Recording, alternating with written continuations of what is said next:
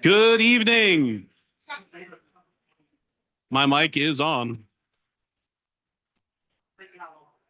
Can you turn my mic up? Is that better? Good evening. Welcome to the City Council regular meeting this Tuesday evening, January 21st. I now call the meeting to order. Tonight, we are proud to welcome the representatives of the San Mateo Consolidated Fire Department, who will present the Honor Guard and lead us in the Pledge of Allegiance. All rise. Welcome, Honor Guard.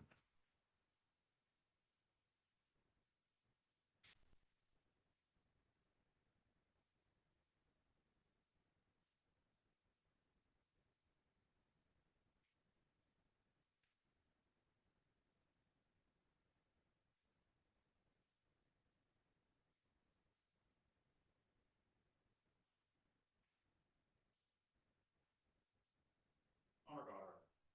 Halt. Honor Guard. Post colors.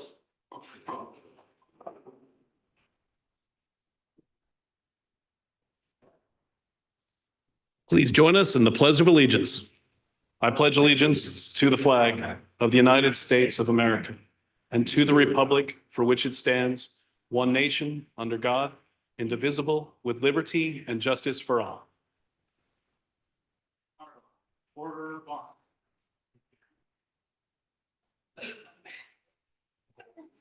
Honor Guard, about face. Honor Guard, forward march.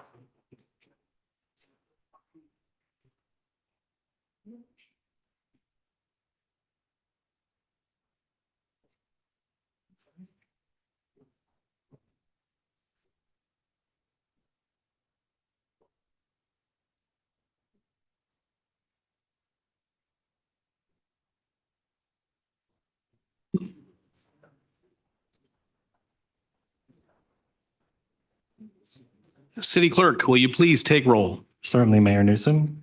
Councilmember Diaz-Nash. Here. Councilmembers Firko-Gaditsky. Here. Councilmember Fernandez. Here. Deputy Mayor Lorraine. Here. And Mayor Newsom. Here. We are excited to be here in person with options for those who choose not to be in person to participate virtually. There are several ways to participate. For those attending in person, complete a yellow request to speak slip and hand it to the clerk. If you're participating remotely, you use the raise your hand feature in Zoom and you will be called on at the appropriate time. If calling in via phone, press *9 to raise your hand, and when called upon, press *6 to unmute. There are options for public These options for public comment will remain available until I close the public comment period for each specific item. The first agenda item is a ceremonial one. It is to give a commendatory resolution for Kent Thrasher, our fire chief, as he is retiring. We'll start by reading a commendatory resolution.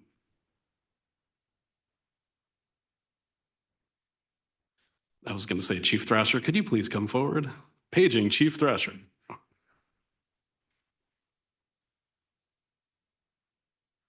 The City of San Mateo issues resolution number C4 2025, commending Fire Chief Kent Thrasher for his years of service.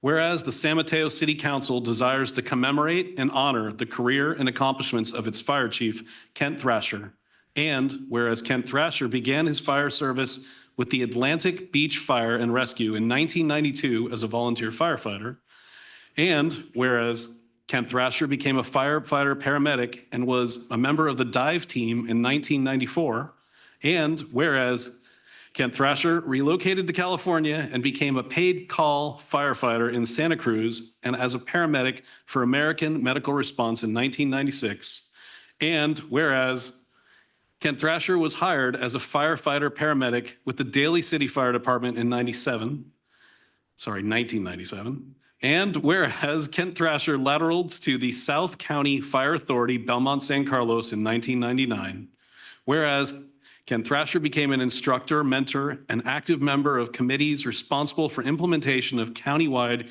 engine-based paramedic program for Daly City and South County Fire.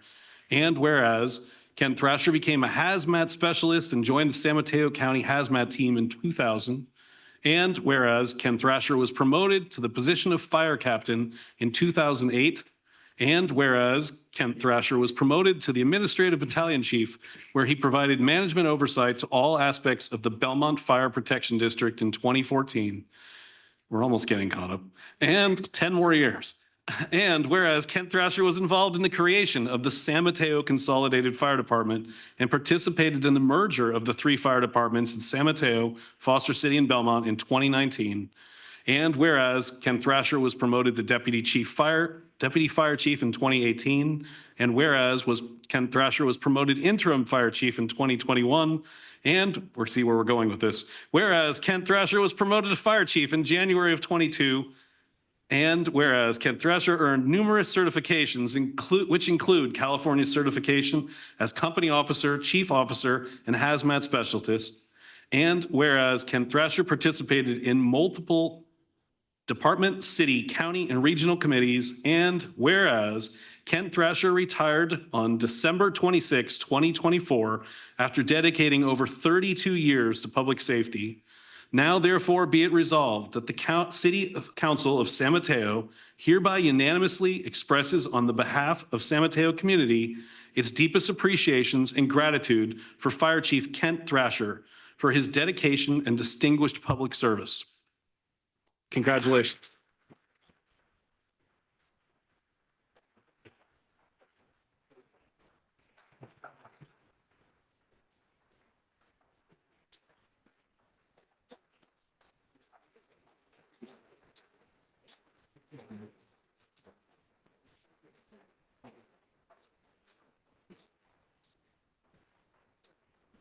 All right, are we going to go directly into comments or do we present first? Okay. Thank you. I now open the floor to comments from my fellow council members. And I'll just start left and work our way to the right. All I can say is we are so grateful for all the years of service, for all the partnership, for all you have done, not only for San Mateo, but for the Bay Area, the leader you have been, the mentor you have been, the friend you have been to so many. And we are grateful that you are here to help make a successful transition. And we hope that you stick around for a very long time because we are just so grateful for everything you've done. Thank you. Chief Thrasher, I know I'm new on council, but I've known you in other capacities. And I, like you, I'm a career public servant, and I wish all public servants had this sense of humor and brought the tenacity that you bring. And we are so lucky to have had you as long as we had. And I am so happy that you now get to spend all your time with your family that you love so much. And we are so grateful for your service. I wanted to say thank you for just having an amazing career and for all the hard work you've done for San Mateans. I also wanted to say thank you for the JPA and all the work you did to create that relationship between Belmont, Foster City, and San Mateo. That was instrumental. And I hope that you have an amazing retirement and get to spend a lot of time with your family and just kick back and relax. So thank you. Deputy Mayor. Thank you, Chief. I haven't had the opportunity to be with you at every step of the way through the whereases, but for the bit of time I had, I appreciated it very much. You were emblematic in your professionalism. I had the privilege of being with you for a celebration of life from within the department last year at the College of San Mateo, and it was something I'll never forget. And thank you for being a protector of those within the department and making sure that every day those who are risking their lives are doing so as safely and professionally and efficiently as possible, especially these days. We know a number from within Consolidated have been helping through mutual aid in fires that seem to get harder and more challenging every year.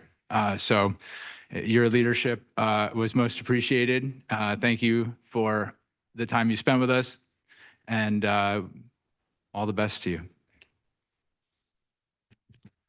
And Chief, I get to close it up here. As the mayor of San Mateo and the vice chair and representative for the city of San Mateo's Consolidated Fire Board, I wanted to take a few minutes to thank you upon retiring. The city of San Mateo created a JPA together with the cities of Foster City and Belmont over 6 years ago. This JPA is known as the San Mateo Consolidated Fire. When I first joined the San Mateo Consolidated Fire Board 2.5 years ago, right after I was elected, I hadn't met you before, and all I knew was you by name.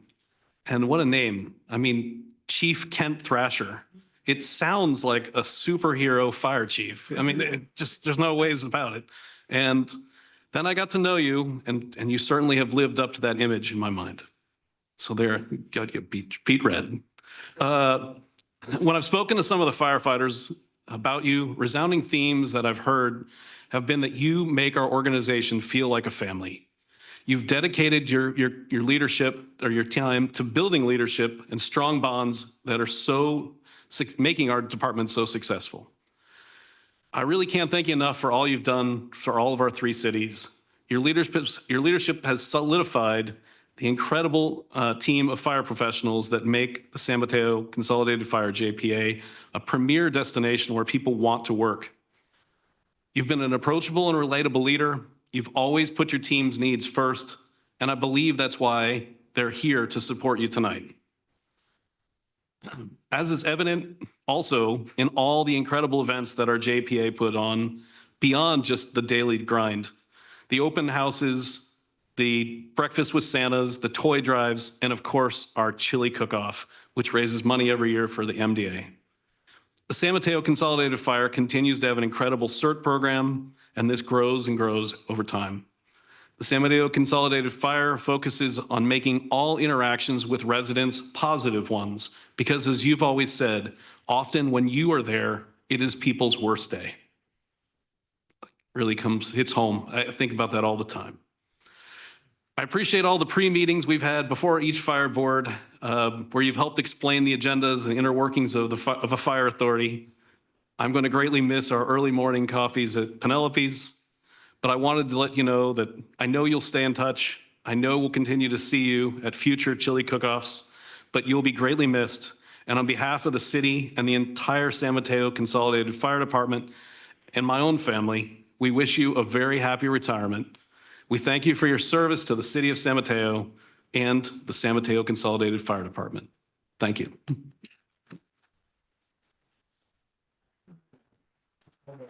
Picture.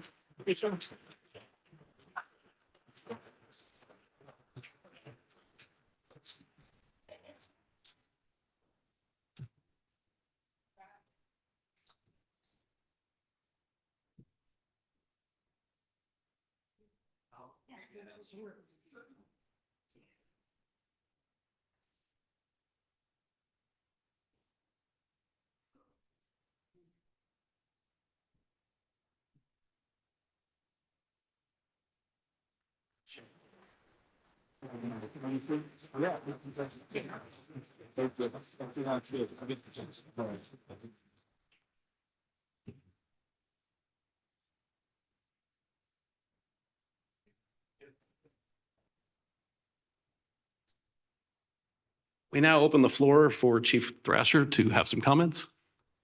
Thank you, Mr. Mayor and Council. You know, I showed up here tonight not knowing what to expect. My wife and I were on the way up, and she said, "I think anybody will be there." I said, "Maybe a couple of engines." Right. So this is it. This is why it's the greatest job in the world. So first off, I want to thank a few folks. Thank my wife and my kids for putting up with my career. It's been an amazing career, the greatest career there is, but it's a draw, right? And when you're gone, you're gone. You miss a lot of anniversaries and birthdays and things like that. And then as a fire chief and a chief officer in general, you're kind of committed 24/7. So even when you're at home and you're there, you're not really there. You're connected to whatever's going on at the organization. That's what we signed up for, right? That's what we do. When you were reading all those whereases, I felt like I'm maybe a high risk of sticking around anywhere for any duration of time. That was a pretty impressive list, and I've enjoyed all of it. But it's been an amazing career. But these last 3.5 years as your fire chief have been the absolute top of my career. To lead this group and to lead this organization, it is beyond reproach. They are truly the epitome of what a great fire department is. I would put our folks up against any. We are truly a destination fire department. There are some folks in this room that came from departments outside of this place to join us. They left a budding career to come work with us because of what we offer. And it's about the culture. It's about the family atmosphere. It's about the accountability. It's about what we do and what we offer. And I know that starts here. It starts with our governing boards that offer us the opportunity to offer the benefits and the salaries and the other things that come with being a great organization. And we certainly appreciate that. I thank all of my administrative folks. I call them, they're the non-cape wearing heroes of the organization. These folks, they all have their capes on a regular basis. They're out there doing the heroes' work, and they truly are, but they couldn't do any of it without the support of the rest of the organization, the rest of our non-cape wearing heroes. And I offer my deepest appreciation to all of them for all their support and their help. And these folks, the work they do, as they're getting a call right now, I feel it behind me. But there's no hesitation. That's what they do, and they're going to go take care of it right now. But I think, again, I thank our board, but also our city managers and all the mentors that I've had throughout my career. I'll briefly go to when I came from the Belmont side of our triangle, and when I first promoted to an administrative role off of it, I was one of these guys, sitting in a fire station on a fire engine, enjoying my life, and all of a sudden, a chief convinced me I could be an administrative battalion chief, with the promise that I would soon be an operations battalion chief, which is what we all want. That was 11 years ago. It never happened.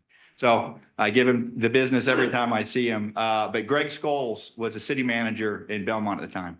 He took me under his wing. He taught me about budgets and resolutions and everything else that goes on at an administrative level. And I just really appreciated all his mentoring, the mentoring I get from people like Alex, our CAO, and all the city managers that I've had the joy to work with. Our board that started the organization has since rotated out. We have a new board now, but what they did and what they got started was pretty impressive. We are a vision of the way things should work in this county, and we're hopeful that it continues to do that. So my sincerest thanks for the proclamation. I'm surrounded by great people, so I'm absolutely sure you're going to be just fine. I know what's coming, and you're going to be just fine. Thank you, Chief. Appreciate it, and I'm always there. And I did.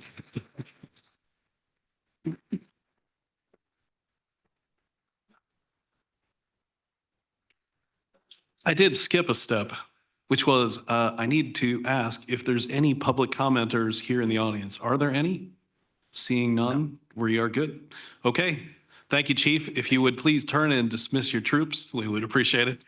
Thank you all for coming tonight.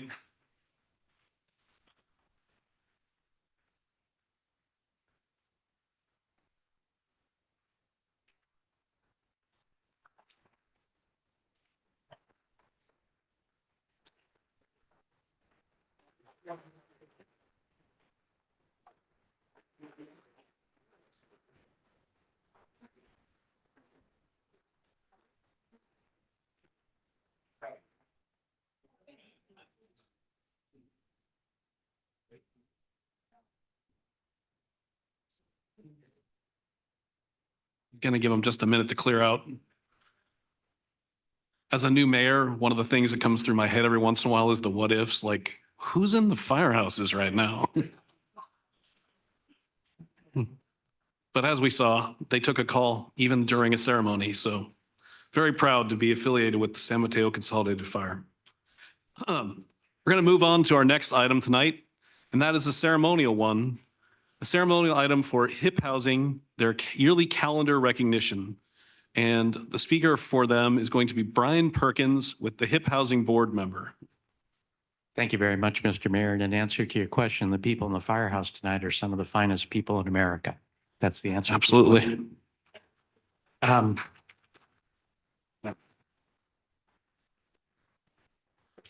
Mr. Mayor, members of the council, my name is Brian Perkins. I'm here tonight representing HIP Housing and HIP Housing Board of Directors. We want to thank you for inviting us here tonight. HIP Housing has a special role in San Mateo County, but in particular in the city of San Mateo. We're headquartered here in San Mateo. And just to give the council, which I'm sure is aware of it, an idea of the impact that HIP Housing has each year in the city of San Mateo.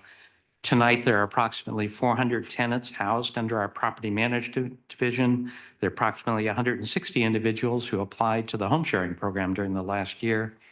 19 families enrolled in our self-sufficiency program and 11 individuals through our new housing readiness program. This is the tale of accomplishment that we have each year. Being headquartered here, we also, as you probably know, are going to have a new headquarters downtown in answer to the question. And for Councilwoman Fernandez, it's probably not the place that young people want to go for entertainment, but if they ever need housing, it's a great place to go to. Each year, HIP Housing makes the point about housing being a human right by asking children from around the county, kindergarten through 5th grade, to submit pictures that will appear on the cover and also inside on each month of a calendar. This year, we had over 500 submissions. And out of 500 submissions, there were 3 children from the city of San Mateo who won and whose pictures are on this calendar. So tonight, we're going to introduce 2 out of 3, although if Colin is here, I'd like to know, is Colin here tonight? No, okay. We'll introduce 2 out of 3 of those who won our HIP Housing contest. And the first that I would like to introduce, and the council has the calendar here in front of them, is Shirley Hu. Shirley has a front cover. She was the front cover winner. Shirley, why don't you step up?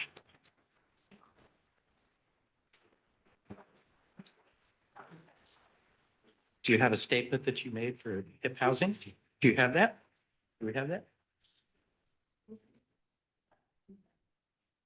And the calendar itself? No, okay, so you don't have the statement for the front. She was the front cover winner. She did write an essay. Unfortunately, we don't print the front cover, so my apologies. But Shirley is an outstanding artist, as you can see from the front cover. And which school do you go to, Shirley?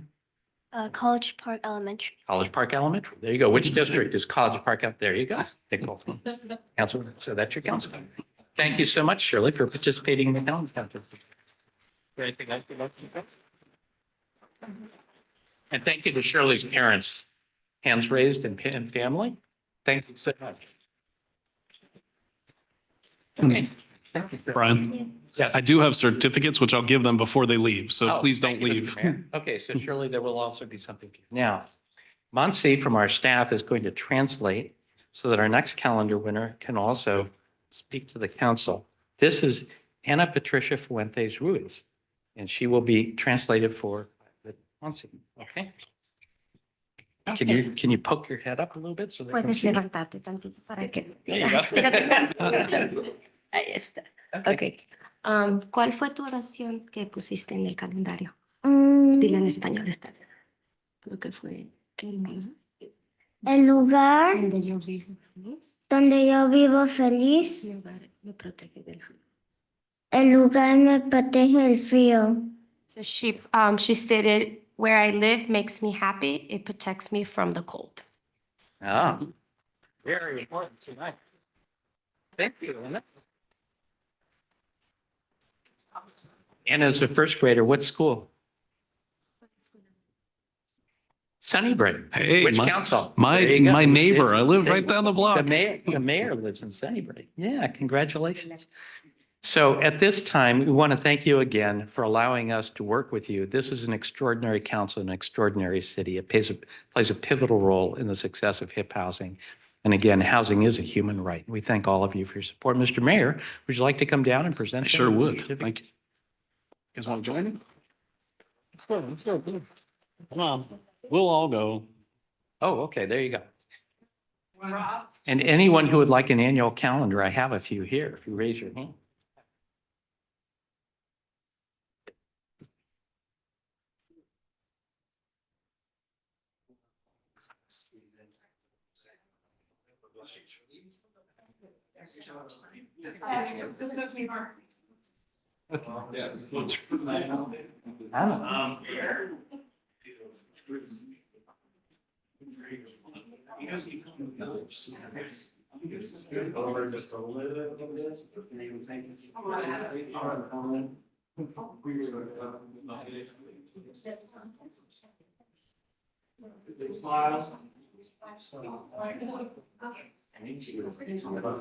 Thank you.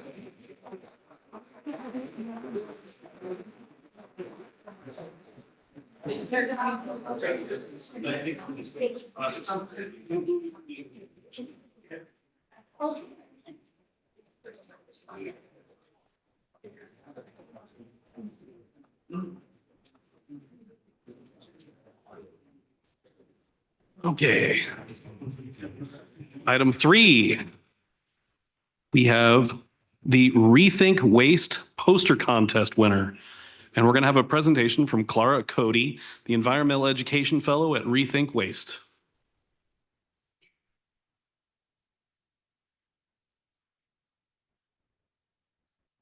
Hi, so Rethink Waste hosted their 11th annual poster contest, which was open to all 3rd to 8th grade students in the Rethink Waste service area. The contest challenged students to illustrate their everyday green routine. The contest had 2 categories, one for elementary and one for middle school. First place winners were honored at our winter sunset screening event. And we'll have their winning poster displayed on a local Recology truck in their neighborhood.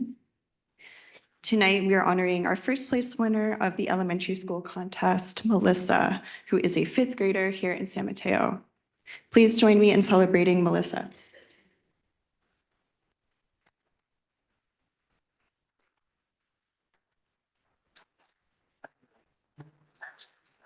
Melissa, come on down.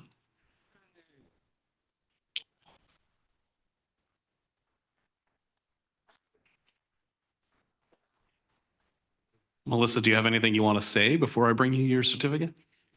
Oh, she does. That's great. Good evening, everyone. I am excited and honored to be here tonight.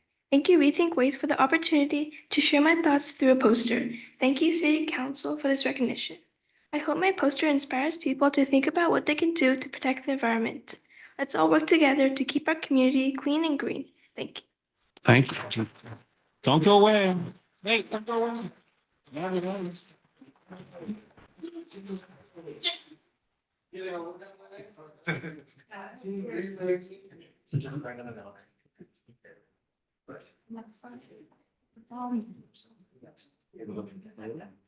Congratulations. Thank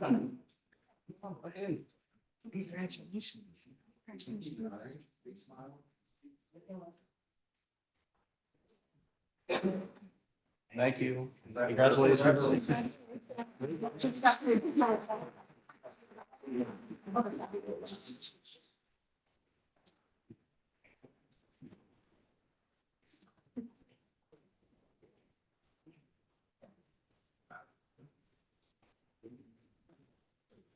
Okay, now we get to the really fun stuff. We're going to go to consent calendar. Mr. Clerk, could you please read the consent calendar? Certainly, Mayor Newsom. All matters listed under the consent calendar are considered by the council to be routine and will be enacted by one motion without discussion. If discussion is desired, that item may be removed and considered separately. Item number 4, Cal Home Housing Rehabilitation Loan Program Administration Agreement. Item number 5, Wastewater Treatment Plant Digester 2 Cleaning Agreement. Item number 6, Enterprise Resource Planning Software Project Supplemental Budget Appropriation and Change Orders. Item number 7, Examination of Sales or Transactions and Use of Tax Records Approval. Item number 8, new construction reach codes for 2022 code cycle ordinance adoption. And finally, item number 9, Parks and Recreation Department classification updates. Is there any member of the council who would like to pull an item from the consent calendar? I would like to comment on one, but I don't want to pull it. Is that possible? Yeah, well, we'll get back to that. So if any member would like to, the public would like to wish, Mike, sorry. If any members of the public who wish to comment on any of the consent calendar items, now would be the time to make your comment. This is for consent calendar items only. We have not received any requests in chambers to speak on any items on the consent calendar. If you're participating via Zoom and wish to speak on any of the consent calendar items, please raise your hand now. We'll give you just a few moments to do so. Mayor Newsom, we have not received any requests to speak on the consent calendar. Okay. Councilmember Fernandez, would you like to make a comment? Yeah, I'd like to comment on number 6, please, the Enterprise Resource Planning Software Project. Just, having monitored this item for a while, even before I was on council, I am uncomfortable with the amount of money that we have appropriated for this project, although I do recognize the importance of it. And I also want to say that I do recognize that staff has done everything that they can to make sure that we have met the deadlines, including changes of consultants, et cetera. What I'm hoping is that this last appropriation will get us to the finish line. And I just want to make it very clear that I will not be comfortable in appropriating further funds on this project. Okay. Mr. City Manager, do you have any comment on that? We'll take that comment and we appreciate it. One thing just for the public to understand, the Enterprise Resource Planning System, it's basically the nervous system for the operations of the city itself. This includes the payroll, the human resources, the finances, everything under the umbrella. And so we've been doing work over the last 4.5 years, and there have been some bumps in the road. And what we're trying to do is get to the finish line.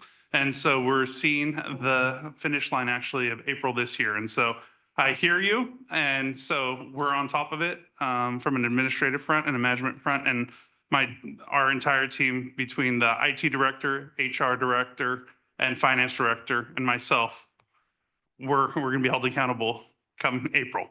Thank you, Mr. City Manager, and I have full faith in staff's ability to do this, and I appreciate your consideration. Thank you. Thank you. Is there a motion from the council to approve the consent calendar? So moved. I second. Mr. City Clerk, could you please take roll?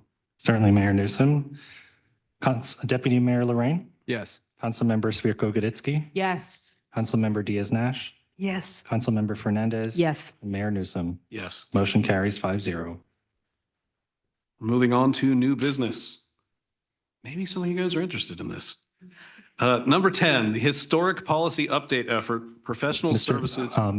We will go to general public comment first. Oh, sorry. Yeah, I skipped the whole section. Okay. The next section of the agenda is the public comment. Members of the public wishing to comment on any item not appearing on the agenda may address the city council at this time. State law prevents the council from taking action on any matter not on the agenda. Your comments may be referred to staff for follow-up. This public comment section is generally limited to a total of 15 minutes. However, that is subject to council's discretion and can be extended if council wishes to do so. If needed, an opportunity for additional public comment may also be provided later in the agenda. Mr. Clerk, could you please tally the total number of requests to speak on general public comment? Certainly, Mayor Newsom. If you intend to speak on general public comment in our virtual environment, please raise your hand now. I will give you a few moments to do so. This is for items not on the agenda. So far, I've received 1 request to speak in chambers and 2 requests to speak in our virtual environment. And our final speaker will be Selena Zhang. We'll invite up our first speaker for general public comment, which will be Dave Cohen, and that'll be 3 minutes per speaker.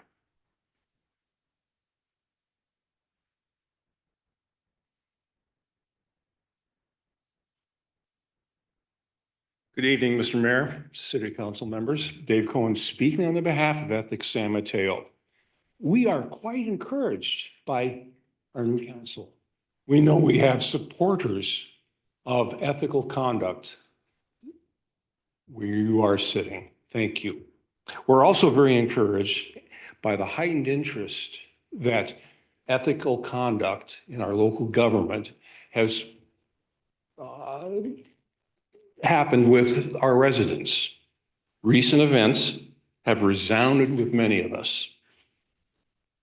The decision and adoption of a code of conduct by the County Board of Supervisors is quite revealing. They have actually included consequences for violations.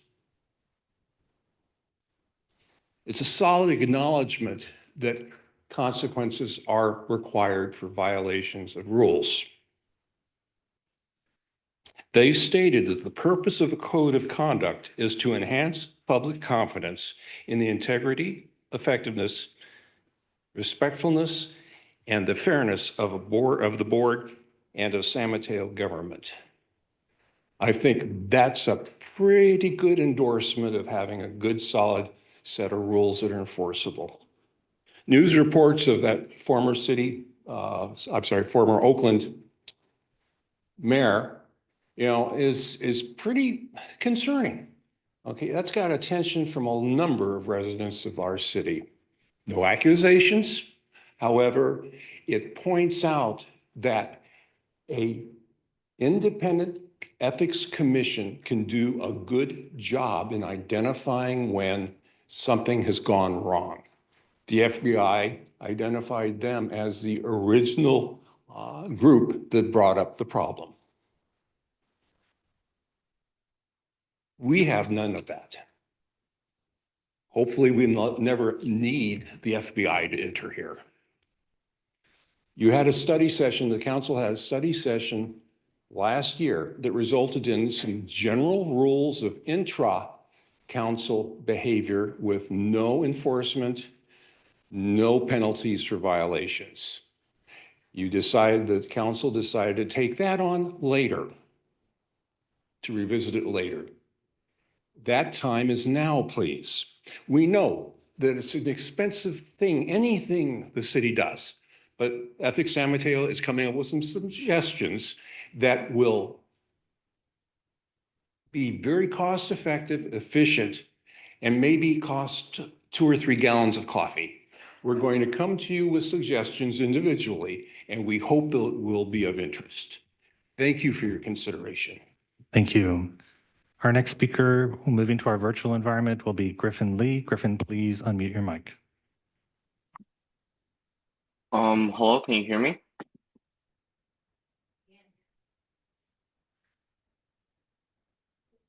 Hello? Yes, we can hear you. Okay, cool. Thank you. Hello, and thank you, honorary San Mateo City Council members. My name is Griffin, and I'm currently a part of YCATS, a youth climate action team, and a junior who is concerned with the current state of the environment.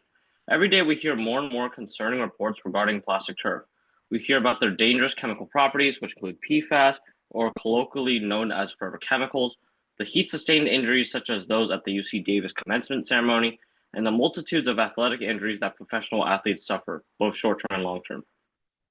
According to the National Center for Health Research, the rate of an Achilles injury was 2 times higher on turf than on grass, as well as 6 times higher for an ankle fracture.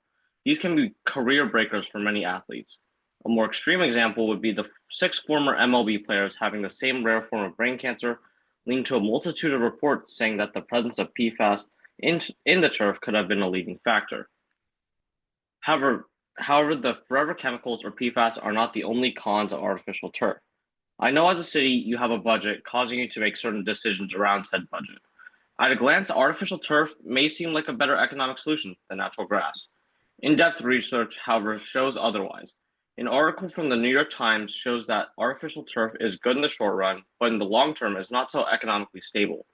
With the right amount of maintenance, natural grass can be maintained for a long time, but artificial turf degrades after 8 to 10 years for many brands. Maintenance is another issue as well. While many are under the impression that artificial turf is zero maintenance, this has been proven wrong. In the same New York Times article, researchers showed that the smallest amount of disturbance, such as animals relieving themselves or children running across the grass, can ruin the look of artificial turf, requiring maintenance to put it back to its original form. The same issues aren't to be had with natural grass. With all this being said, please pass a ban on artificial turf to protect your citizens, just as Millbrae has done. Thank you. Thank you. Thank you. And Mayor Newsom, we did receive one, before the last speaker was called, we did receive one additional request to speak in chambers, and we'll invite Trina Pierce up to provide public comment.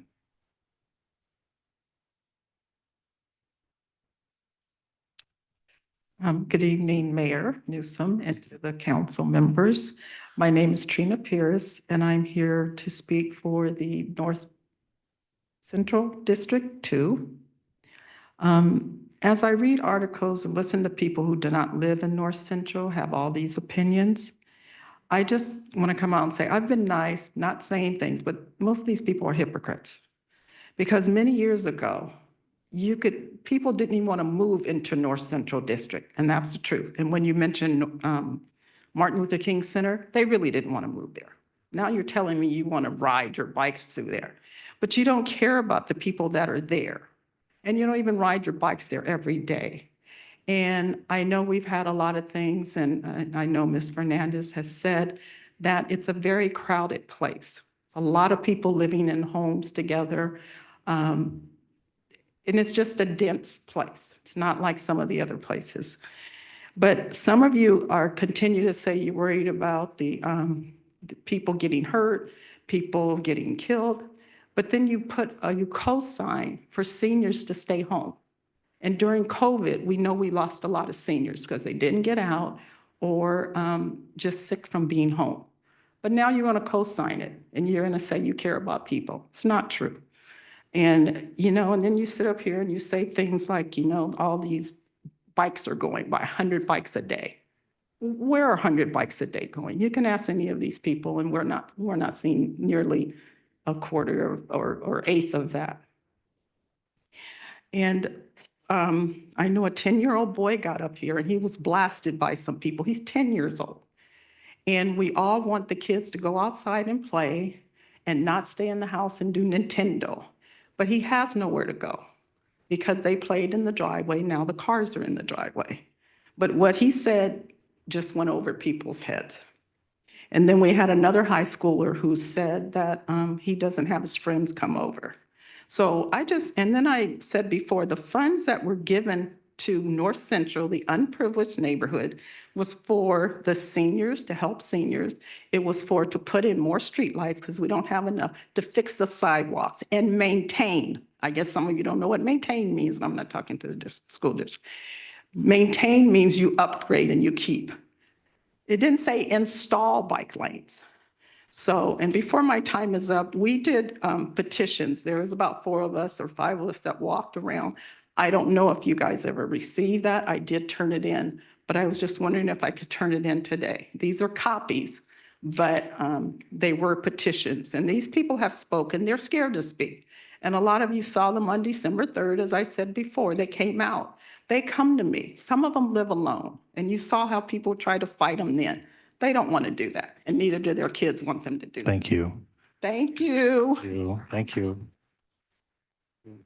Just to clarify, we have entered the business portion of tonight's meeting. So just to clarify, during the business portion of meetings, we do not provide for clapping, cheering, or jeering, as that can put a chilling effect on public comments. So we do appreciate your understanding and respect for that process. As was announced earlier, our final speaker for general public comment will be Selena Zhang. Selena, please unmute your mic. Hello, can you hear me? We can hear you. Okay. Hello, Honorable City Council members. As a member of YCATS, a youth organization focused on climate activism, I'm working towards environmental and health improvements. And a primary issue we face today is the proliferation of artificial turf in our society. Usually, this type of plastic grass includes chemicals such as PFAS that are used to coat the grass to prevent them from sticking to each other, which have varying impacts. Firstly, the EPA has done studies that show that these chemicals could result in health effects in the endocrine system and contain metabolic effects upon contact or ingestion. Additionally, this plastic is also terrible for the environment and isn't easily broken down, and thus ends up in places like water and soil, which leads to pollution. Thus, we urge a moratorium or ban on artificial turf to promote a safer and healthier environment for all people.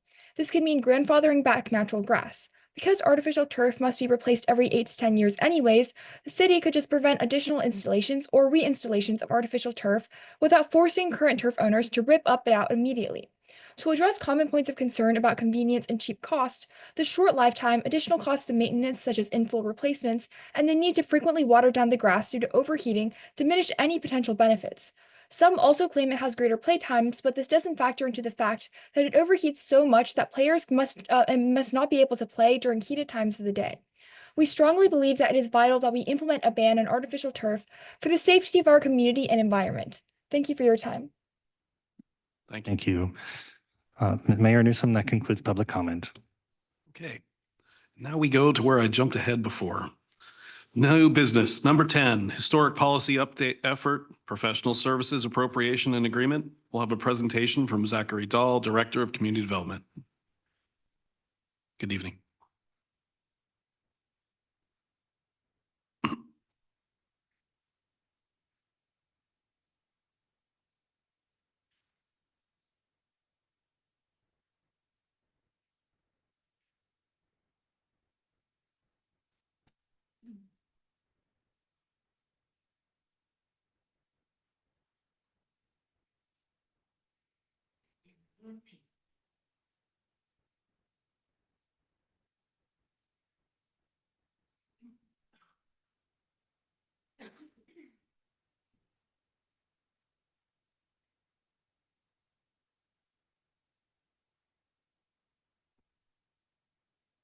Excellent. All right. Good evening, Mayor, members of the City Council, Zachary Dahl, Community Development Director, and I'm joined here by Manira Sandir, our Planning Manager, and Manira will be the project manager for this effort if it moves forward. There we go. The item before us this evening is consideration of a professional services agreement and appropriation to move forward with a historic policy effort that was earlier prioritized by the City Council back this past summer. We'll start with a little background on how this effort originated, provide an overview of the consultant selection process, and then introduce the recommended consultant, Rincon Consulting, and they'll be able to provide additional information about their firm, the team, and the scope of work that we'll be supporting city staff with. And then we'll bring it back and provide options for council consideration. So this effort started back during the city's general plan update effort. General Plan 2040 was adopted in March of last year and includes a community design and historic resources element. Within this element, we do have a section that focuses on historic resources and historic preservation. Specifically, we have Goal 5, which focuses on historic preservation of historic and culturally important resources. And there are a number of policies and actions that would support implementation and achievement of this goal. During the general plan update process, there was significant community interest in a number of areas in and around historic policy and historic resources. This included a focus on how districts are designated, as well as the definition of what a contributor resource is and where it fits into the city's preservation priorities.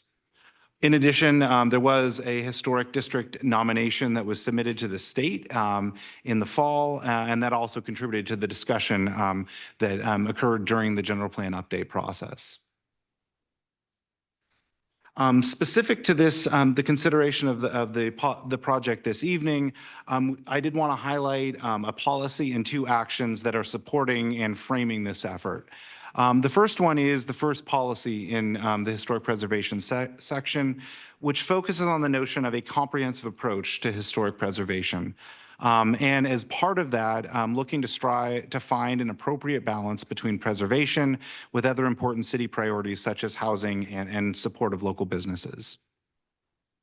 On the list of actions, the first two in that list to support this policy include Action 5.8, which focuses on updating the city's historic preservation ordinance, and Action 5.9, which focuses on development of a historic resource context statement. I also wanted to highlight a couple of key definitions that will be part of the discussion this evening, just so everybody's aware and that we're operating from a common place of understanding. First, when we're talking about our historic preservation ordinance, this is a local statute that provides regulations for historic properties and local historic processes. San Mateo's historic preservation ordinance is located in our zoning ordinance, and it was last updated in the early 1990s. Currently, it does not align with state and federal best practices and lacks key definitions and clear processes for how to address things like historic and district designations. Another area we wanted to highlight or definition is historic context statement. This is a document that is developed to provide information on the history of the city of San Mateo, and it's generally organized by theme, place, or time. This is not a historic survey, and it does not look specifically at properties or neighborhoods for designation. Along with that, covered under a separate action is looking at historic resource surveys. This is more focused on identifying, recording, and evaluating historic properties within a community, an area such as a neighborhood or a region, and this includes more specific evaluation of individual properties or streets or local neighborhoods. So moving past the city's general plan adoption, we did hold a study session with council this past June. And at that point, we did bring forward 3 options for council consideration. One was to move forward with prioritization of an update to the city's historic policies. Number 2 would be a more focused effort to tighten up and update our internal processes, but not do an ordinance update. And then option 3 would be to maintain current prioritization, which identified these actions as short-term, so occurring sometime within the first 5 years or so of general plan adoption. Following a discussion, community input, council ultimately directed staff to proceed with option 1, which included update of our historic preservation ordinance, preparation of a citywide historic context statement, with the inclusion of robust community outreach and engagement. This option also included retention of a qualified historic consultant to support staff in completing this effort. And then the direction was to bring back a more detailed plan for implementation for council consideration, which is why we're here this evening. So moving on to the consultant selection process. Following the council direction, we did move forward and publish a request for proposals, or RFP, that outlined the criteria for a qualified historic consultant. By the deadline in early September, we did receive a total of 7 proposals, and staff evaluated those proposals against the 5 criteria listed here. In October, following completion of the evaluation process, we did bring in the top 2 consulting firms for interviews. And based on the outcome of the proposal, the interviews, the staff team that was reviewing these proposals ultimately came forward with a recommendation for Rincon Consulting. They were identified as having the best proposal based on their professional experience, quality of the proposal, response to the interview questions, the composition of their consulting team, and total cost. And I think one of the key characteristics here was their approach to community outreach and engagement, which stood out from the other proposals received. And so now that brings us here this evening. This evening's discussion does not include any policy decisions. What's before council this evening for consideration would be a budget appropriation and awarding of a professional services contract to allow this policy effort to begin. So the options before council this evening for your consideration would be option 1, which would be to appropriate a fund approximately $328,000 and agree to a consultant agreement with Rincon Consultants to prepare this historic preservation ordinance update and citywide historic context concurrently. And this would take approximately 12 to 14 months to complete. Option 2 would be to appropriate approximately $394,000 and approve an agreement with Rincon Consultants for the same scope, but this would include a sequential approach where we start with an update to the historic preservation ordinance. Once that is completed, then we move on to preparation of a citywide historic context statement. And then option 3 would be to not move forward at this time with this project. So you would not approve a budget appropriation and would not approve a professional services agreement. So at this point, I do want to introduce the Rincon Consulting team. We have with us 2 of the members, Margot Nair and Julianne Murphy. And then also virtually with us, we have Cassandra Gale. So I'll go ahead and turn it over to the Rincon team. Thank you, everyone, for having us here tonight. Like he said, my name is Margot, and this is Julianne, and we're going to start with a really short introduction of our firm. And then we're going to give you a brief overview of the project scope, followed by an explanation on what historic preservation ordinance and a historic context statement is. And then we're going to jump into some points for your consideration on the project sequence. So a little bit about Rincon. Rincon is a multidisciplinary Excuse me, could you maybe speak a little bit closer to the microphone so everyone can hear? Thank you very much. Oh, I have a quiet voice too. I suffer from the same problems. All right, Rincon is a multidisciplinary environmental science planning and engineering consulting firm, and we provide professional services across California to government and industry clients. We just reached our 30th anniversary. We're really proud of that. And we have a great team of planners, cultural and historic resource specialists, certified land use and environmental planners, environmental scientists and engineers, accredited lead professionals, noise and air quality experts, and like all the geologists, paleontologists, archaeologists. The list goes on. We have 13 offices in California, including more locally here in Oakland and San Jose. Our team includes historians and architectural historians who meet or exceed the Secretary of Interior's professional qualification standards, which means we meet strict educational and professional requirements. Julianne here would serve as the Rincon project manager for the project, and I am an architectural historian and cultural resources principal with Rincon. We also recognize the importance of community input. So we've included members of our community engagement team, including Cassandra Gale, who's present virtually tonight. This project that we're talking about tonight includes historic context, community engagement, and preservation ordinance update, and just a few projects that are similar in scope that we've completed recently.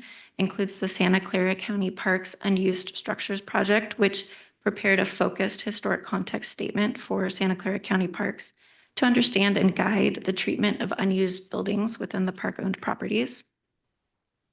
We also completed the historic preservation ordinance update for the city of Agora Hills to bring that ordinance in accordance with best standard practices.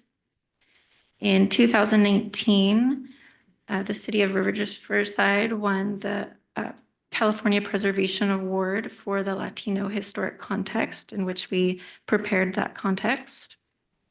And we're currently working on the City of Long Beach's citywide historic context statement, which includes updating their 2009 context to include expanded themes and property types.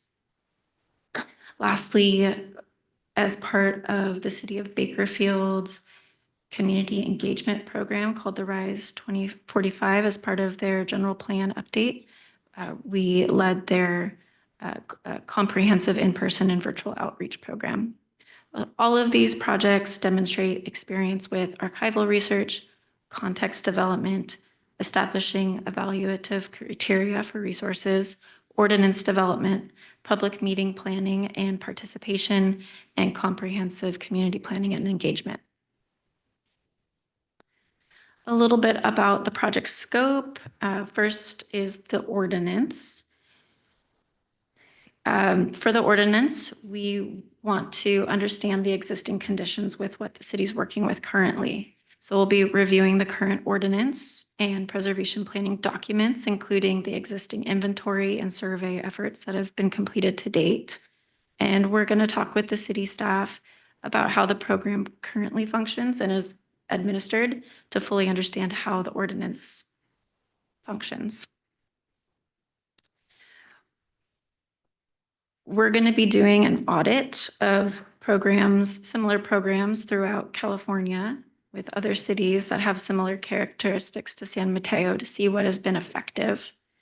We're going to look at variations of criteria considerations, provisions for different types of listings, owner consent provisions, effective messaging tools, good examples of educational materials, and so on.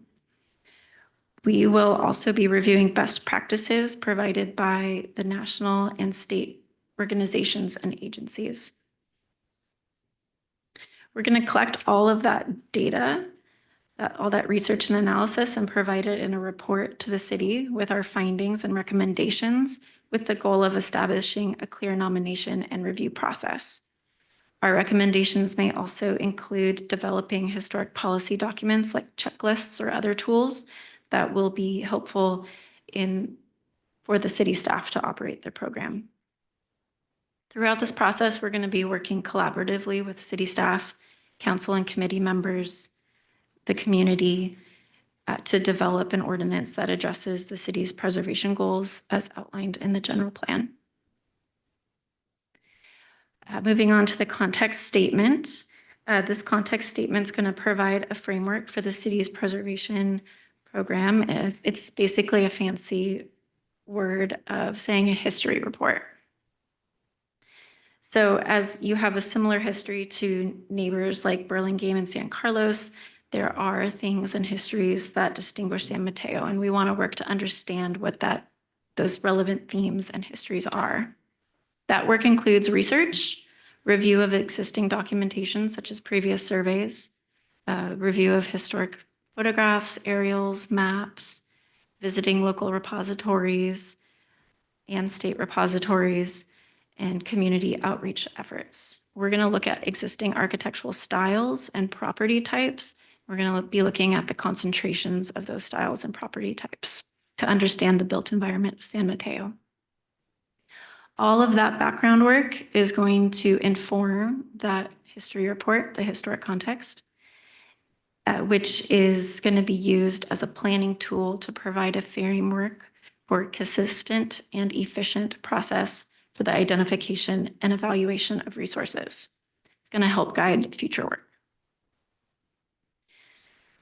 For community engagement and outreach, the scope includes a meaningful engagement strategy that includes outreach to community members using in-person and virtual settings.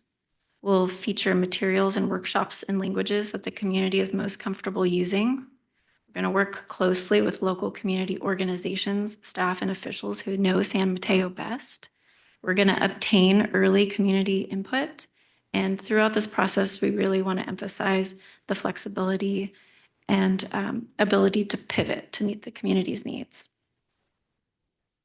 The work will be carried out by our community engagement team, including Cassandra Gale, our program manager for community engagement, who again is here virtually tonight, just in case you have any questions for her. And then lastly, we have our implementation plan.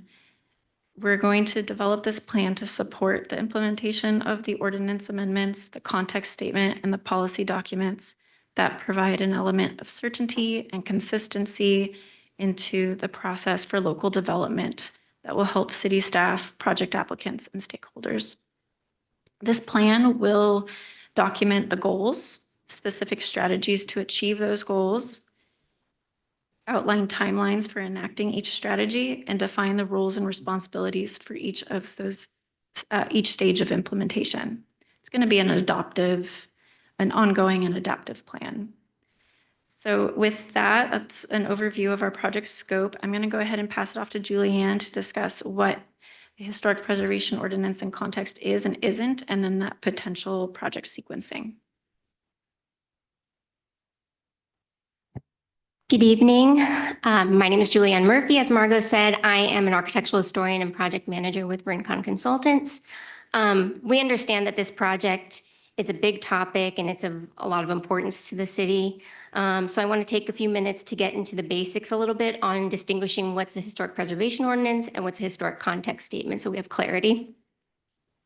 A preservation ordinance provides regulations to applicable historic properties.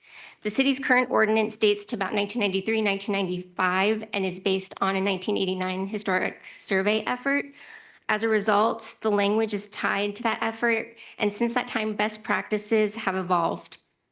Preservation ordinances now typically include a provision for identifying a reviewing body and the responsibilities and powers given to that body, an explanation of the criteria used to determine what properties can be designated under the ordinance and the process for designations, a provision for granting economic hardship waiver, a requirement that property owners maintain resources designated under the ordinance, and guidelines for that maintenance. But there's flexibility. To tailor it to the community's needs, other features in ordinance may include are actions subject to review, procedures for initiating reviews, incentives, and enforcement policies. That being said, common pitfalls for preservation ordinances are those that are too detailed to the point that they become ineffective, those that are so ambitious that staff cannot support what they're laid out in the ordinance, or those that are so rigid that change is difficult. Part of our ordinance research and outreach will inform recommendations to make sure that San Mateo is able to find the right balance. Next slide. A historic context statement. As laid out by city staff when we began, a historic context statement is a written document to organize information on the history of an area, commonly organized by theme, place, or time. As Margot stated, it's a fancy way of saying a history report, which I'm sure many of us didn't like doing for school, and now it's my job. So, things work out sometimes. It's not a comprehensive history. Rather, its purpose is to highlight trends, patterns, and things critical to understanding the city's built environment. It places built resources in the appropriate historic, social, and architectural context so that the relationship between the city's physical environment and its broader history can be understood. The document itself does not include the evaluation of individual or groups of properties for their potential significance. It would not require an in-depth survey effort and would not result in changes to existing survey listings. Rather, it provides a foundation for future work like identifying and evaluating historic resources. As such, it provides greater clarity and consistency, reduces the burden of original research for future evaluations, and ultimately streamlines future work. We're back, okay. I want to reiterate here that it does not include survey effort or evaluations, and that it would be based on research and general themes versus property-specific research and evaluation.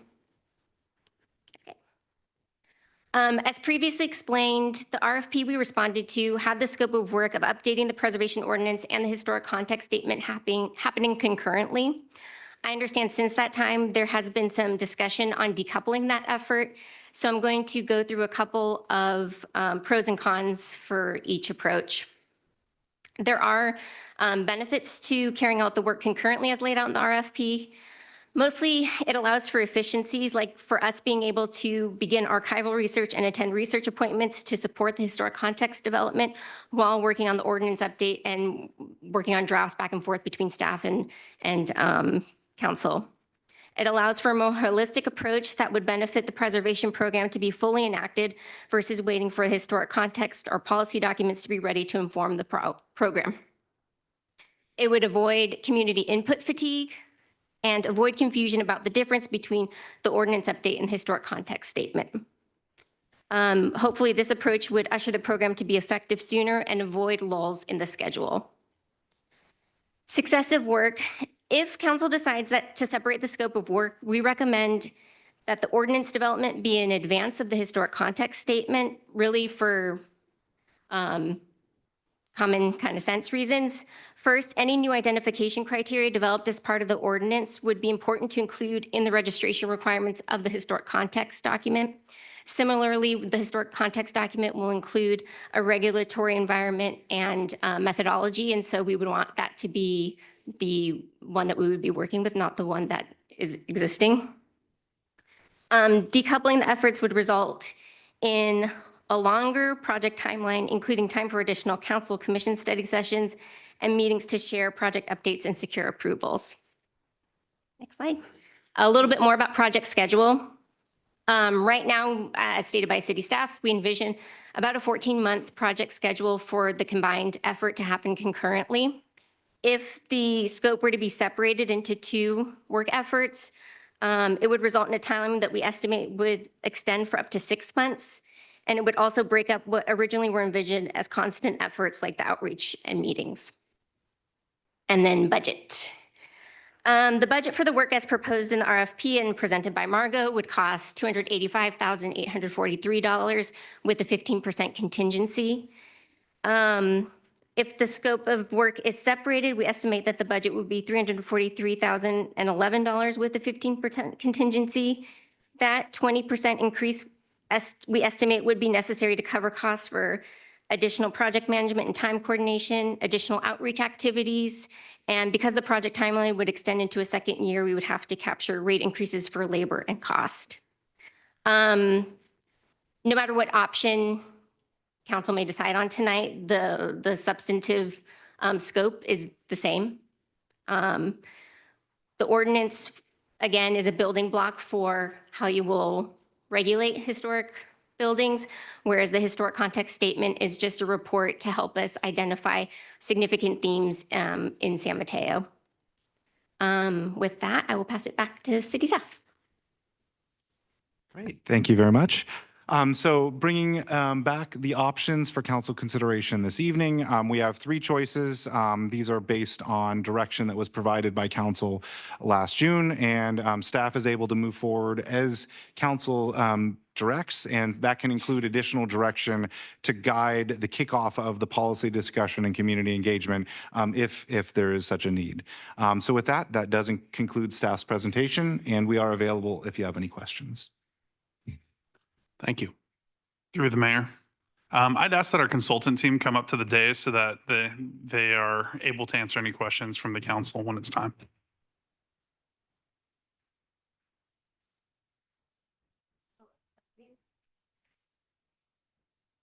Okay.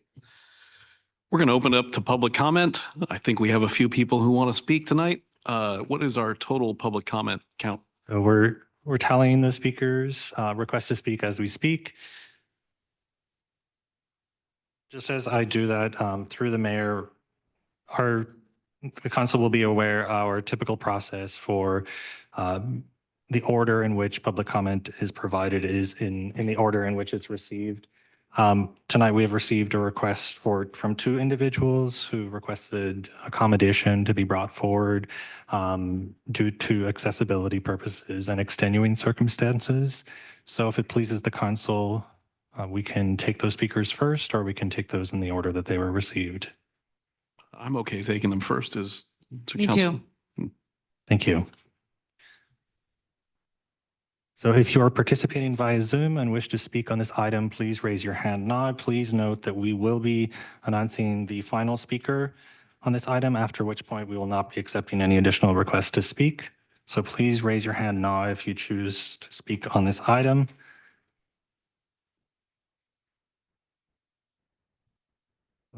Mayor Newsom, that is a total of 41 requests to speak. I have some additional requests. 42, 43. 1 minute. That's 43 requests to speak. So that'll be 1 minute per speaker. If I call your name, in the interest of making sure we get through everyone's comments tonight, if you could please line up to my right, that'll help us get through everyone's comments expeditiously. So our first 2 speakers will be Doug Henderson, followed by Thomas Marcia with Michelle, and Marla Kowalski-Knapp.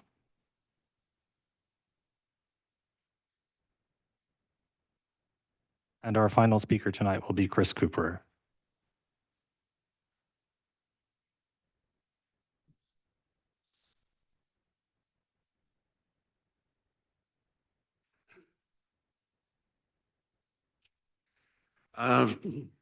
Esteemed council and mayor, thank you for public comment. I'm Doug Henderson, a resident of North Central San Mateo for the past 5 years.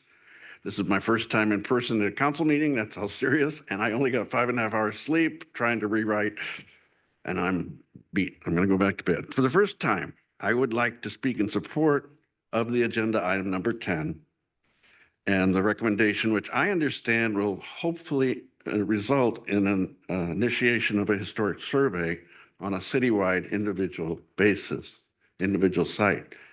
And I was not aware of all that the council has done consistently in making progress towards that, what I consider an ultimate goal. I support protecting and preserving significant structures. In an email today, I sent in a photo taken in front of 2 of those structures at the corner of St. Matthews Avenue and North San Mateo Drive. And there is an evidence that the members of our Unitarian Universalist San Mateo stood in a picture saying, please save this. Thank you. And our church is 120 years old. Your time is up. Has not been included in a historic inventory. It was recognized in '88 as qualifying. Thank you. But has not been included. Thank you. Our next speaker will be Thomas with Michelle.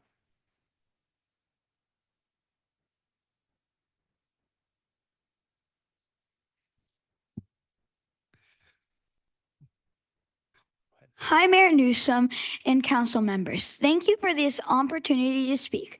My name is Thomas McCara and I'm 9 years old. I want to talk about why saving history is super important. You see, old buildings and places are like time machines that tell us stories about how people lived a long time ago. It's like having a real-life adventure book right in our city. When we save these old buildings, we can keep learning about our past, like who built them and why they matter. It's really cool to know where we come from and how things used to be. Plus, saving history helps make our city a nicer place to live because we can see and appreciate all the awesome things from the past. And guess what? It's also good for the earth. Fixing old buildings means we don't have to build new ones all the time, which helps save resources and keeps our planet happy. So let's work together and protect our history so we can learn, have fun, and make our city a great place for everyone. Thank you, Please adopt option 1. Thank you. Thank you. Our next speaker will be Marla Kowalski-Knapp, followed by Jeff Lamont and Rick Bonilla. Hi, everyone. Thank you so much for having me. You talk about historic. Well, I don't think any of you have a land grant from the King and Queen of Spain in 1598, nor do you have a coat of arms in Spain from 1692. So I have land dating back to that in Arizona, New Mexico, and California. So all you all that are sitting here are sitting on land that is from my ancestors. San Mateo is what you're trying to do is not historic. I take care of 2 elders that need wheelchairs, and I have to go to the city council to give a permit. You're not telling me what to do to take care of those people. Again, none of you have the land that I have, nor pay the taxes, nor have done anything for the past 500 years.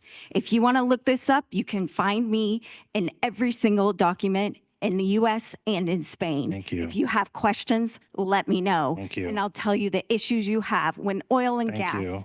are Thank you. found on your land. Our next speaker will be Jeff Lamont, followed by Rick Bonilla and John Wisdom-Elfing.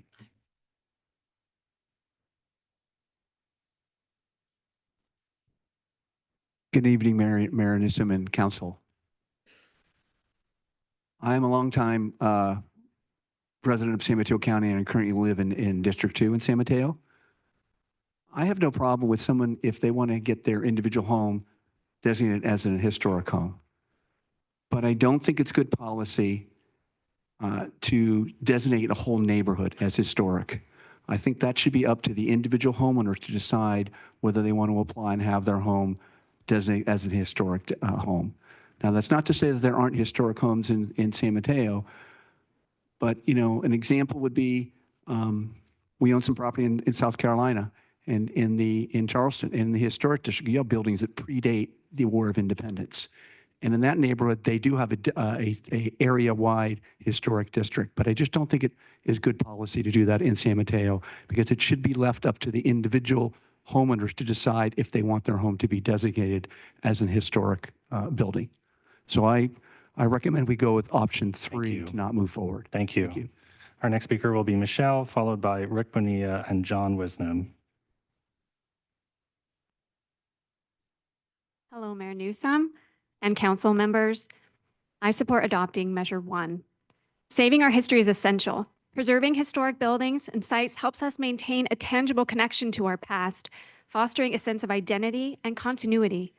These structures are not just relics, they tell the story of our ancestors and the journey that shaped our communities today.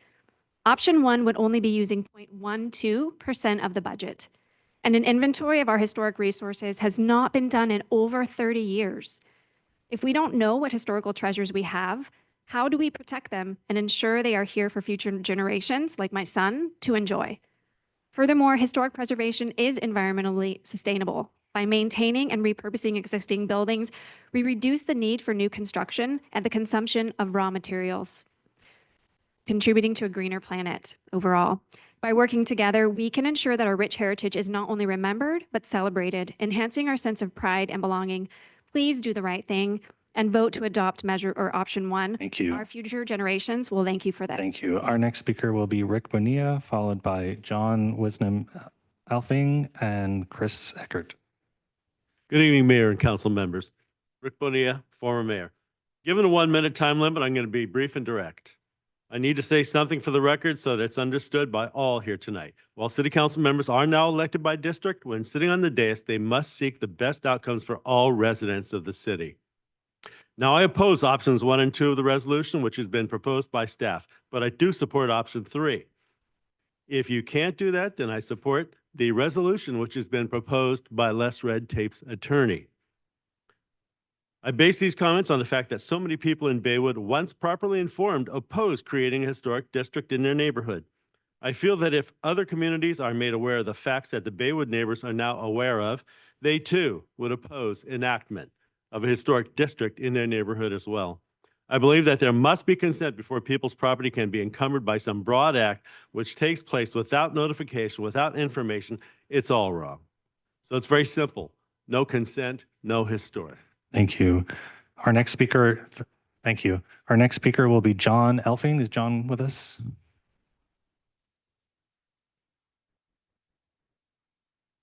Mr. Mayor, council members, thanks for letting me speak to you today.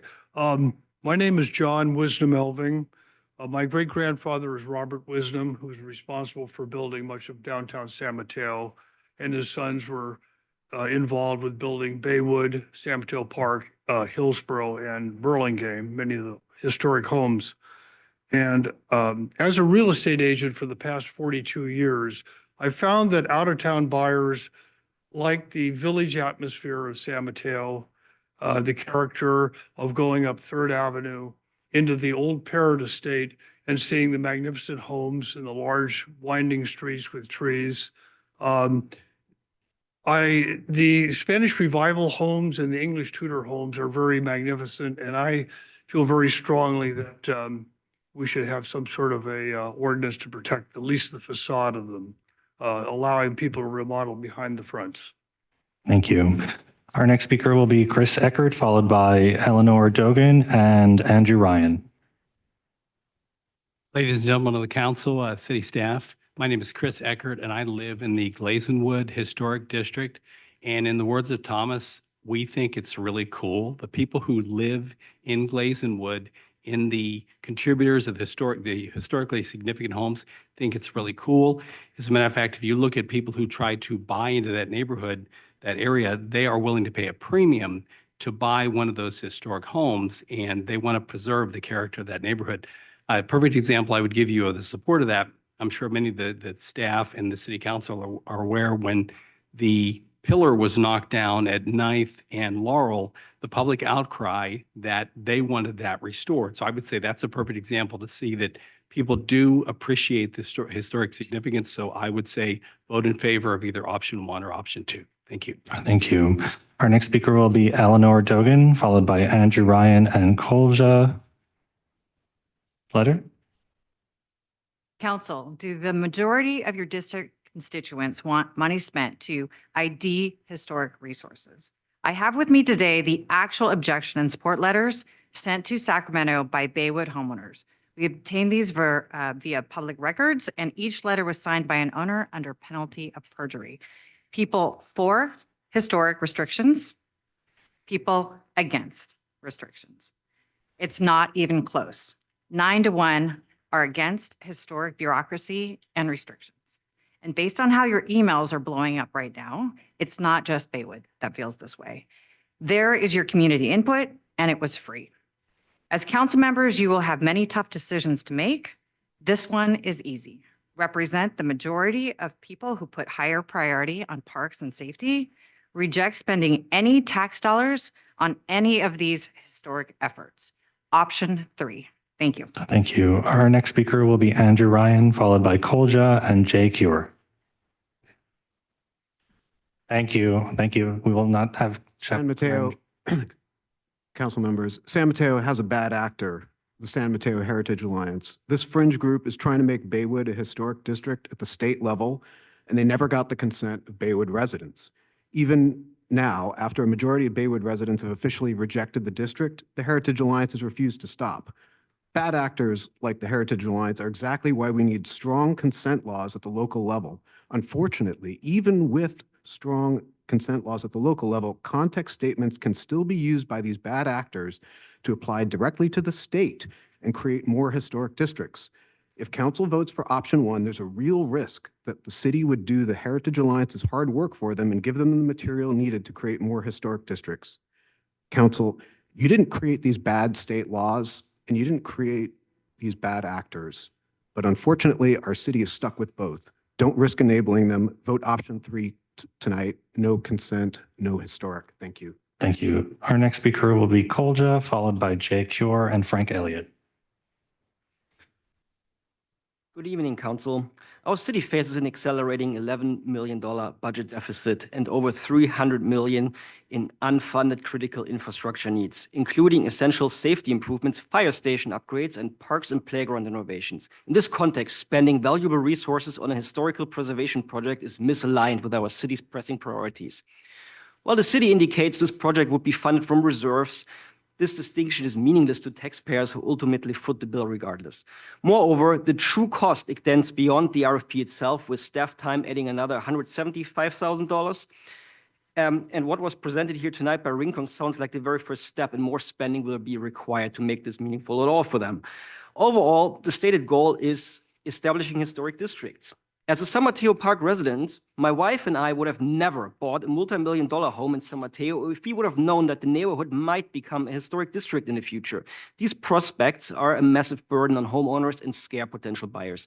Mayor Newsom, you stated your mayorship will focus on financial responsibility, investing on our crown jewel park amenities. Thank you. Your time is up. Vote option 3. Our next speaker will be Jay Cure, followed by Frank Elliott and Richard Delaney.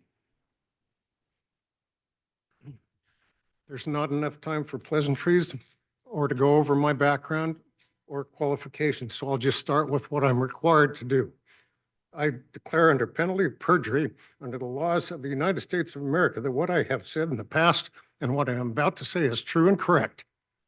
You'll have a signed statement on your desk.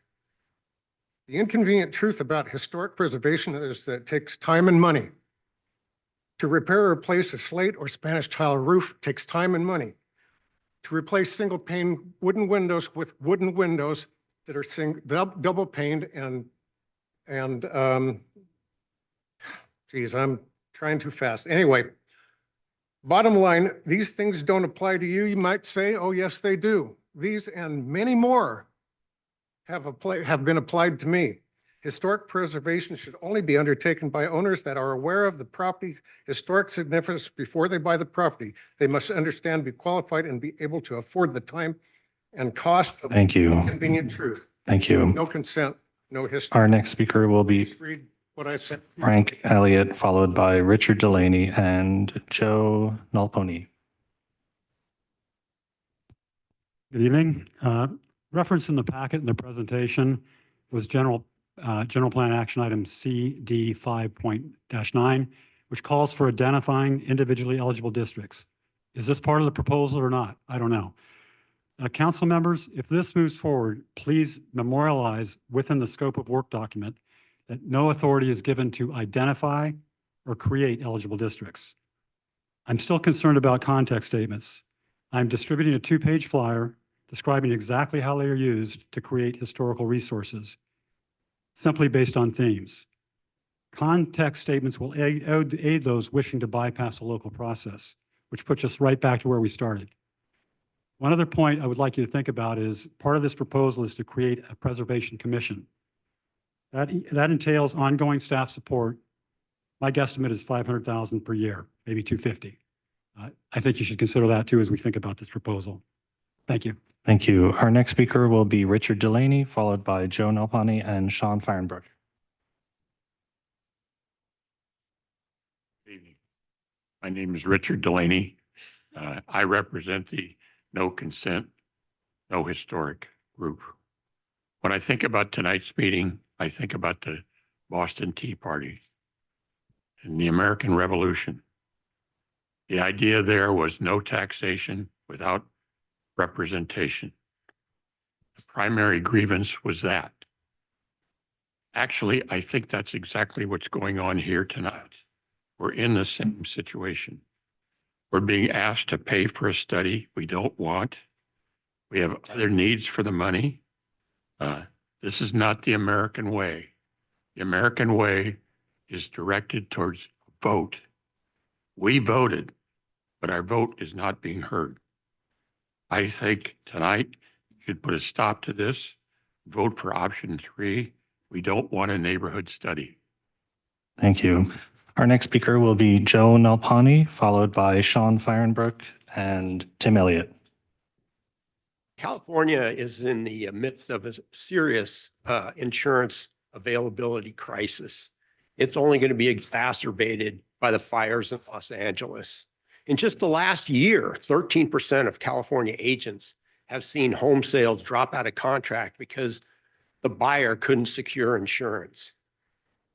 Insurance companies know that they can't have large concentrations of exposure in any part of this state. The problem with historic districts is that the homes are more costly to repair, which makes them more expensive to insure, and they become primary targets for non-renewal of insurance companies that are trying to reduce exposure. So in an already troubled market, it makes absolutely no sense to push forward with the historic district if in any way it can exacerbate this availability crisis. I would seriously vote for option 3.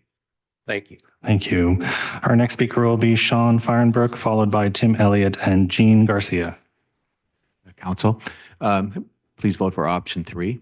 But if you don't, please make sure that consent is mandatory for everything you do.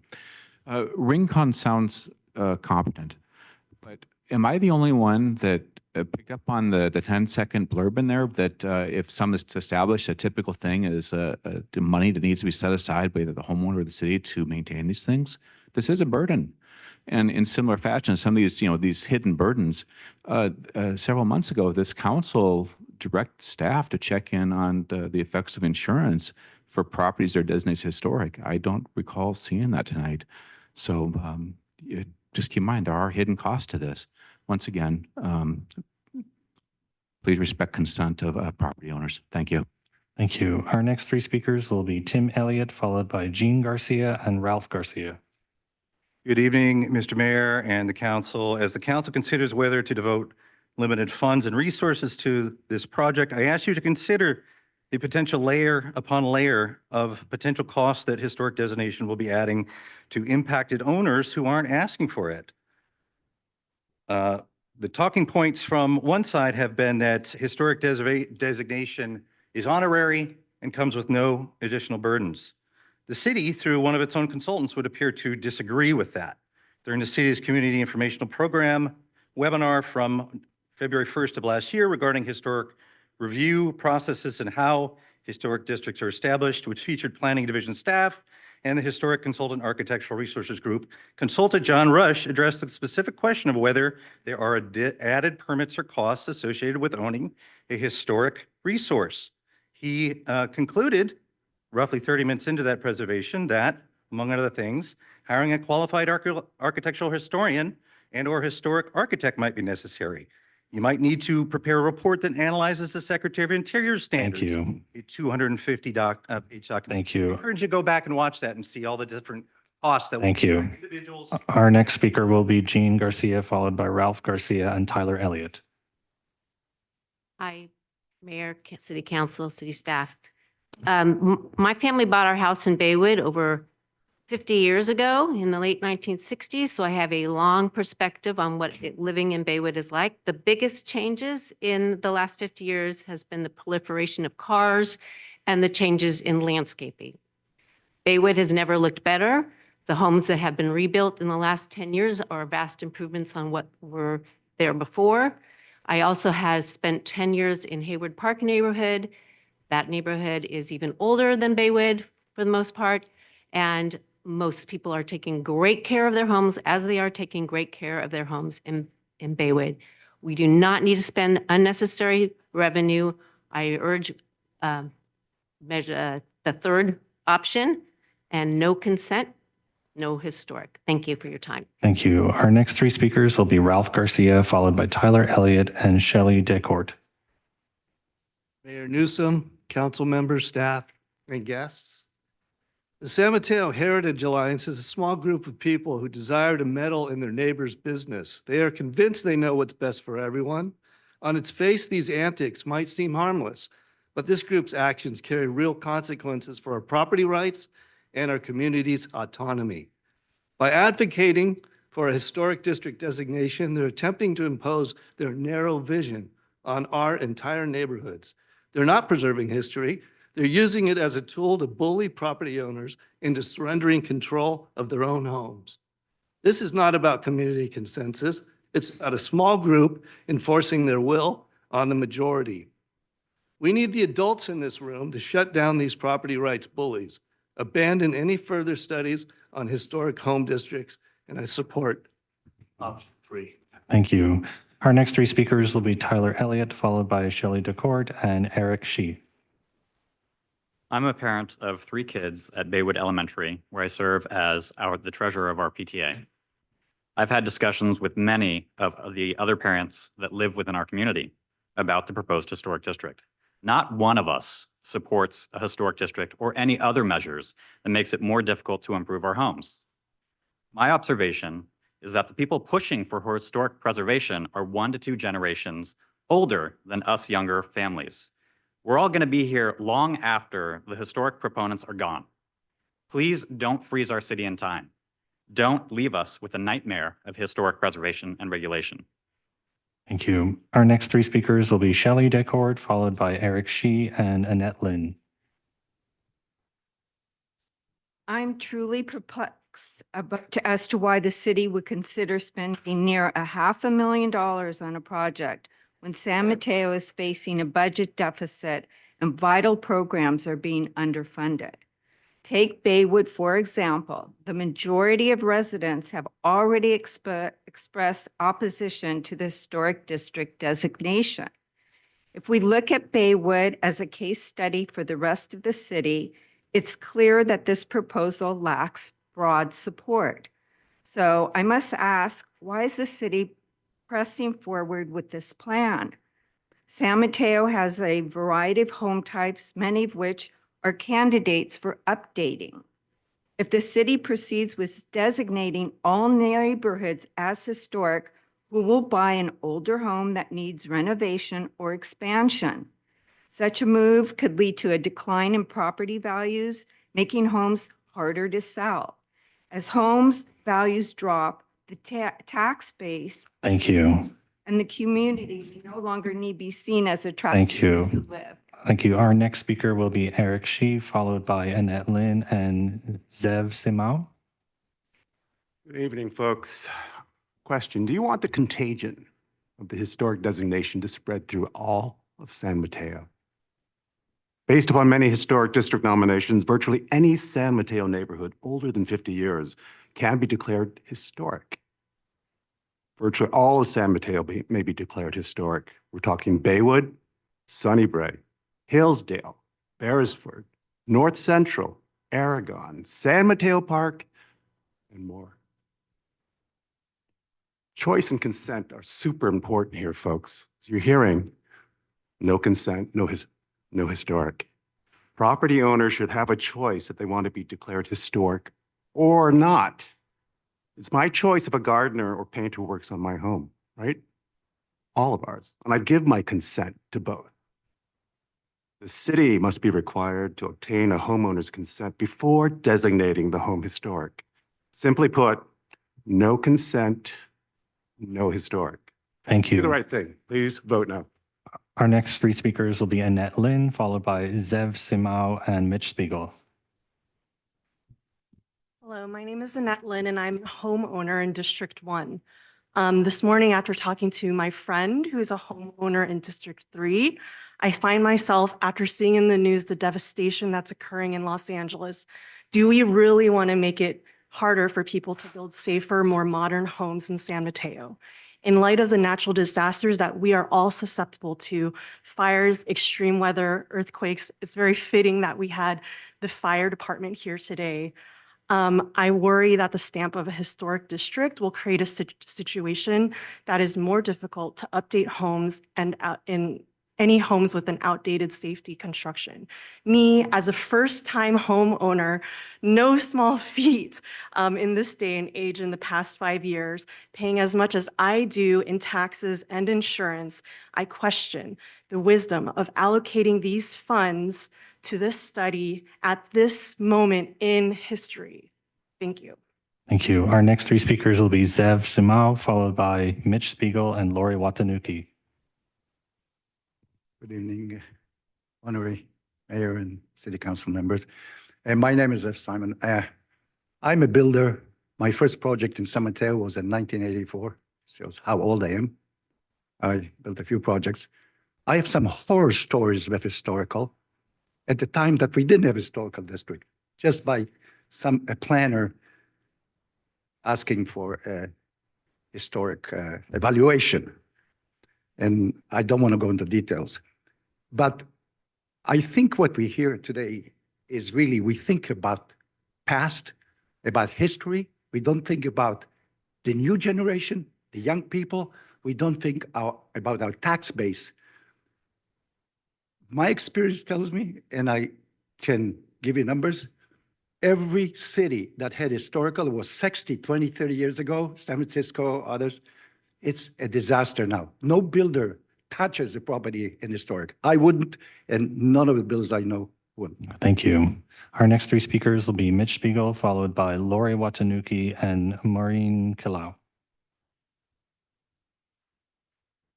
Hello, Mayor, City Council. It's only a minute, so I'm going to read off the phone here. Thank you guys for the time today and to hear public comment. San Mateo has a rich history, and most in this room strongly appreciate that history and understand the part of what makes San Mateo great is the city's work to preserve this history. I also believe that most of us strongly stand against anything that infringes on private property rights. Without consent, that is exactly what a historic designation is. Historic designation is not just a plaque on the wall. It requires more expensive insurance, specialized, expensive tradesmen to repair, and limits the ability of an owner to upgrade their home. It is not a designation that should be taken lightly, much less one that should be made for you. I would ask that council direct staff to pare down the scope and cost of this proposal and prioritize a historical ordinance that, at a minimum, codifies owner consent. No consent, no historic. Thank you. Our next three speakers will be Lori Watanuki, followed by Maureen Kilau and David Light.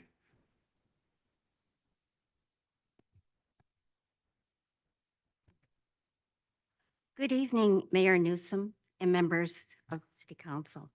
My name is Lori Watanuki, and I reside in District 3 in the Central Neighborhood. Please support the scope of the Rincon Context Study and update for historic preservation with option 1. The cost of the study, $329,000, is less than 1% of the $269 million 25-26 city budget. The update is long overdue. This update for historic preservation will not prevent housing, but balances compatibility with modern needs. It does not hinder ADUs, expansions, and remodels. Economic growth and historic preservation are not mutually exclusive, but they're partners in a vibrant, growing, and diverse city. We believe that new development that respects Thank you. traditions of the past enriches the entire Thank community. you. Thank you. Our next speaker will be Maureen Kalau, followed by David Light and Lori Heater. Good evening, Mayor Newsom and members of the City Council. I'm a resident of the Central Neighborhood in District 3, and I fully support the Rincon scope of work for the citywide historic context study to update the historic preservation ordinance with option 1. Our current ordinance is inadequate and does not provide enough information about preservation policies. It's important to enhance our community's economic, cultural, and aesthetic values. The nomination of the Yoshiko Yamanouchi House Historical District in the Central Neighborhood is a good example of a feather in the San Mateo cap to highlight the importance of the contributions of Japanese Americans to San Mateo. Thank you for seeing the importance of this and approving option 1 for the Rincon scope of work. Thank you. Our next 3 speakers will be David Light, followed by Lori Heater and Randy Heater. Good evening, Mayor Newsom and the members of the City Council. My name is David Light. I live in the Central Neighborhood in District 3. I support historic preservation in San Mateo, and I believe this update is long overdue. I encourage you to vote yes on option 1. Both the historic context statement and the historic preservation ordinance should be developed concurrently so that the ordinance reflects the resources and the policies that are to be identified through the context statement. I believe it's important to provide a citywide historic context statement, and I support Rincon's proposed historic scope of work. Thank you very much. Thank you. Our next 3 speakers will be Lori Heater, followed by Randy Heater and Peter Mandel. Good evening, Mayor Newsom and council members. Thank you very much for bringing this topic up to the council as you committed to do last June to move this forward to implement the policies of the general plan. I think from what you've heard tonight, we sadly sorely need education. The community has a lot of misunderstandings about historic preservation and what this actual scope of work is. So I hope that you will approve option 1 and as part of the public engagement process, talk about the historic preservation ordinances and the fact that consent is included. The 9-to-1 is not accurate in terms of letters for and support because the state has not yet asked for the opinions of the property owners in Baywood, but we're not here to talk about Baywood. It's just one example of there is support for historic preservation in San Mateo. It's a shared value for everyone, so I hope you will follow through and vote for option 1 tonight. Thank you. Our next 3 speakers will be Randy Heater, followed by Peter Mandel and Marianne Mandel. Good evening, Honorable Mayor and council members. My name's Randy Heater. I'm a 37-year resident of San Mateo, and I urge you to vote yes for option 1 to commission an historic resource context study and an historic ordinance update. We need to bring that ordinance into the 21st century. It's time. I was really pleased to hear how it has evolved, and we can benefit as a city from that. And in fact, there are numerous benefits to launching this citywide effort. We're not talking about the Baywood Historic nomination, right? We're talking about this citywide effort. The citywide effort will save the city money in the long run. It'll guide city staff in decision-making and helps avoid irreversible, catastrophic actions that potentially destroy historic resources and possibly embroil the city in costly legal battles. It'll speed up development, reduce contention and opposition that drags down approval. So please, the 0.12% of the budget can go to this. Thank you. Our next 3 speakers will be Peter Mandel, followed by Marianne Mandel and Connie Weiss.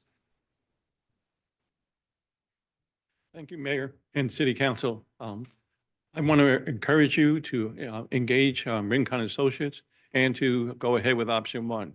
I have one concern, though, about their scope of work. As you can tell by the audience, this is a contentious issue. My concern is that we're going to be in the same place a year from now that we are today. My concern is with one element of the scope of work, the community engagement plan. The community engagement plan has two major elements, 4 focus groups, 5 focus groups, and 4 community meetings. A focus group, if you participate in them, can easily be directed. The moderator can guide the conversation. It's not a scientific object. The same thing with the community outreach. If you were part of the general plan, the messages are diluted, they're focused, they're summarized, and the message doesn't get all the way through. I would encourage you to form a citizens advisory group with representatives of No Red Tape of the historic district and have them meet on a regular basis. With Thank the you. committee to give guidance. Thank you. Our next speaker will be Marianne Mandel, followed by Connie Weiss and Lisa Van de Voorde. I just want it recorded that I definitely approve and support option one and the Historic Alliance. I'm from New England. We moved here 30 years ago, and historic preservation was in our blood. History and the pride that we took in the history was everywhere. It's not something you can put dollars and cents on. It's a part of who we are. We honor the craftsmen. We honor the style. We honor who we are as a people and a sense of place, and don't flush that away without giving it the dignity. We're very rootless without our past and without our history. Please, historic preservation is important for who we are as a people. Thank you. Thank you. Our next 3 speakers will be Connie Weiss, followed by Lisa Van de Voorde and Tom Lees. Good evening, Mayor Newsom and City Council members. Thank you for moving forward with the first steps in San Mateo's historic policy update. I hope you will approve option one with both the context statement and the ordinance. It's surprising to me that some of the folks who are here tonight don't seem to understand what this approval is about. Be aware that many of the people wearing these yellow stickers may not know what they agreed to wear. I let a friend know. Thank I let you. a friend Thank know. you. Thank you. I let a friend know, and she and her friends removed those stickers immediately. I grew up on the East Coast, where preservation of historic resources are core to a city's identity. It creates a reason to visit and a sense of place. The West Coast is young, and it makes it even more imperative for us to preserve what little historic buildings we do have.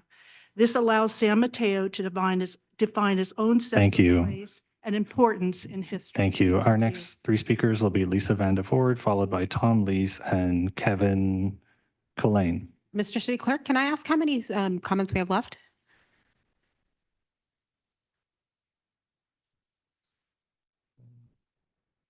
We have 7 requests to speak in person, and we have another 4 for our online environment.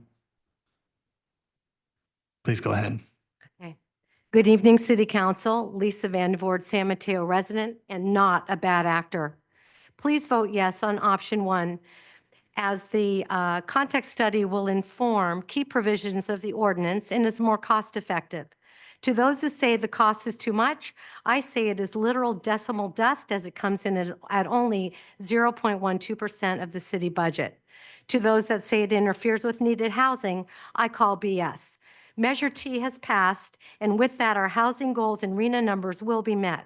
It's quite frustrating to see historic preservation hijacked by those with other agendas.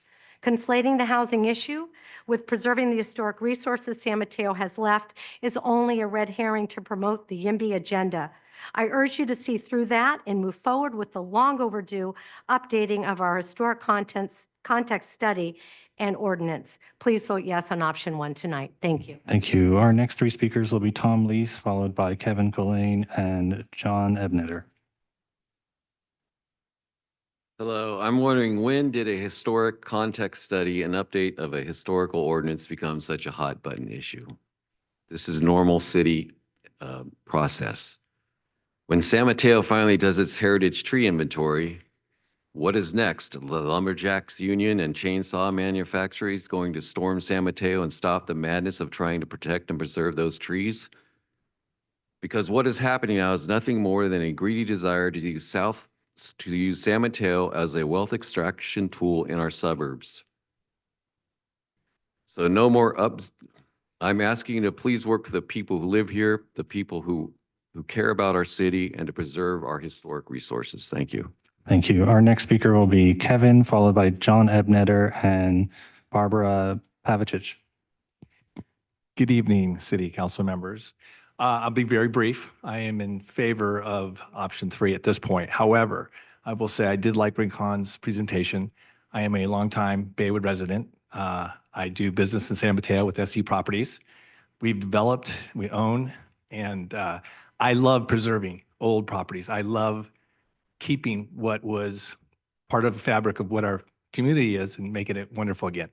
I've built several properties here. I plan on doing several more. But at this point, I'm hoping that council will look at the situation as an opportunity to fix the broken planning process that we have. And I won't go into details. I think you all have my letter. All I want to say is I think if you do go with an option to go forward with Rincon's presentation, let's try to trim it down a little bit and let's try to look at a broader approach to fixing this whole problem. Thank you. Thank you. Our next 3 speakers will be John Ebnetter, followed by Barbara Pavicic and Joseph Murich. Good evening. This city prides itself on being pragmatic and fiscally conservative. Assembling a historic district statement with the potential to negatively impact 6 years of work on the general plan and the housing element is neither pragmatic nor fiscally conservative. Even a hint that this statement could be used to challenge future projects should be enough to stop it. No one, including staff, can guarantee the outcome of such a statement. The city aggressively defends its control over land use issues, yet this statement could transfer this control to a small group of special interests. Remember, their stated goal is to establish historic districts throughout the city. I urge you to vote for option number 3. Voting for option 3 will also establish this newly formed council as the true independent leaders of this city. The question begs to be asked, why is this context statement being pushed so hard by the city, and to what end? Thank you. Thank you. Our next 3 speakers will be Barbara Pavicic, followed by Joseph Murich and Jordan Grimes. I live near Burrell Middle School, and my neighbors watched in appalling manners while the Baywood situation was going on, and we're thankful we weren't in it, but we don't want to be dragged into it. This is a problem that we don't seem to have. When I go to the grocery store, I talk to my friends, nobody's worried about the historical significance of their home or their neighbor's home. We have spent as a city so much time and energy and sweat to develop a good, solid housing plan. We have housing laws at the state and local level, and a historic district would undermine those laws, as well as our general plan and the newly minted Measure T. Don't support any measures to create a historical district.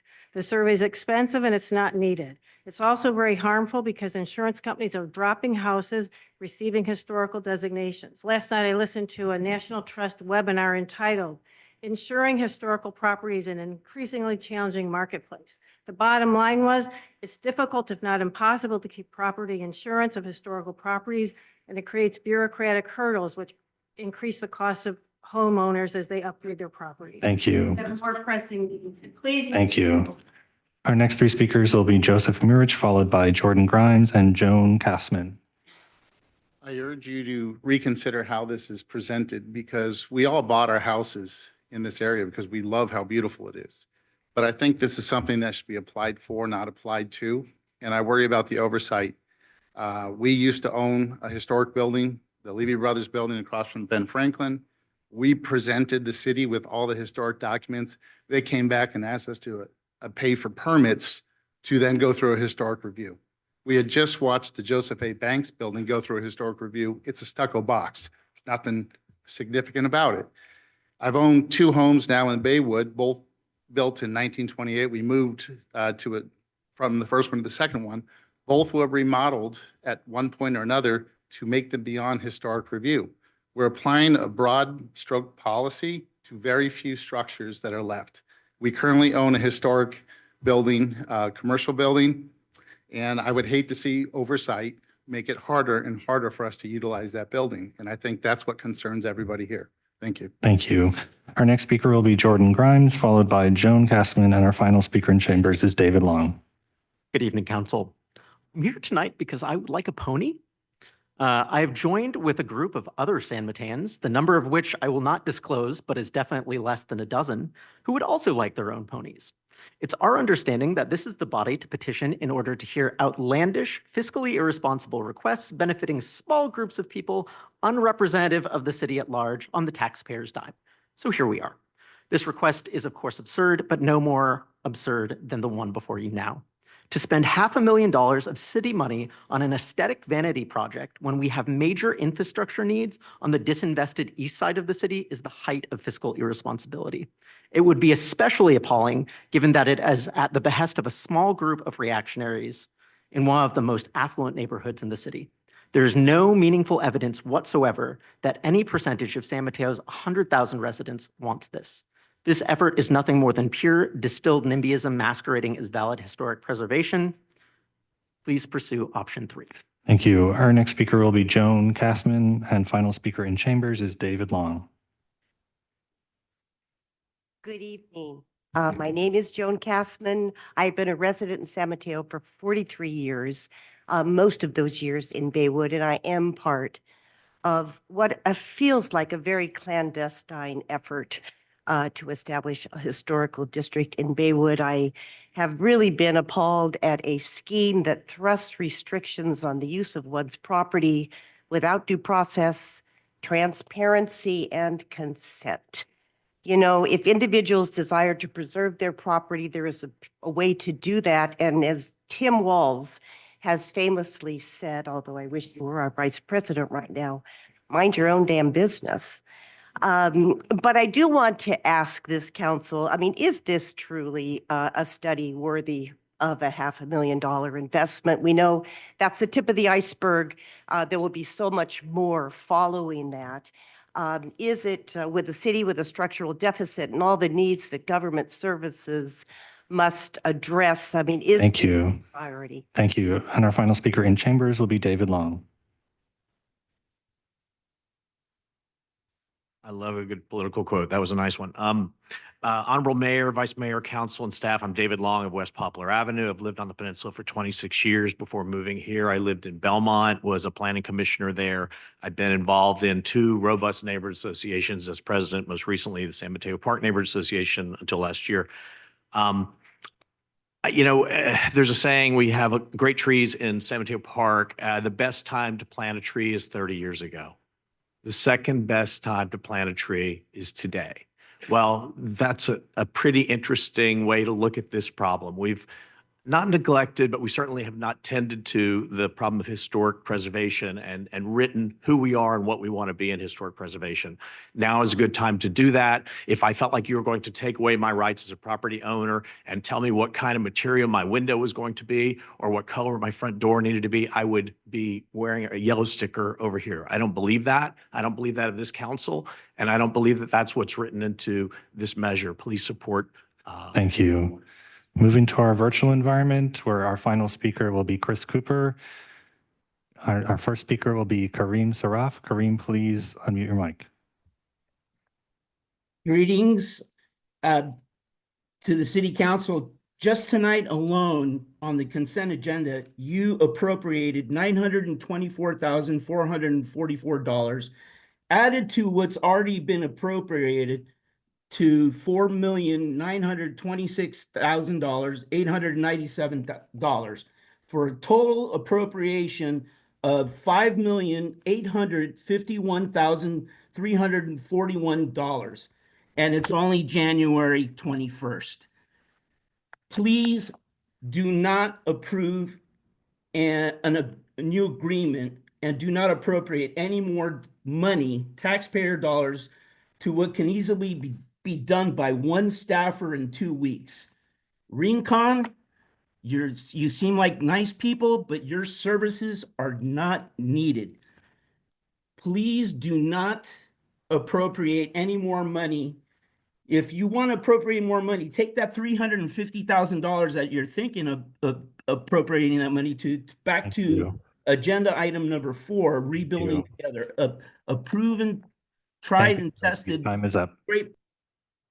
Our next speaker will be Daniel Friedman. Daniel, please unmute your mic.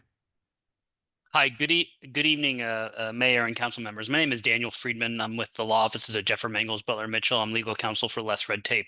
I submitted a letter, which I hope you received, with our suggestions in terms of how to approach this. With respect to my 1 minute, I do want to just make one comment about what has not been addressed in this entire hearing, which is the California Environmental Quality Act. There has been comments about what is intended or not intended with respect to this scope of work. I think this council needs to understand that it is not in the council's it is not a decision before the council how the California Environmental Quality Act is applied statewide, but also by the city.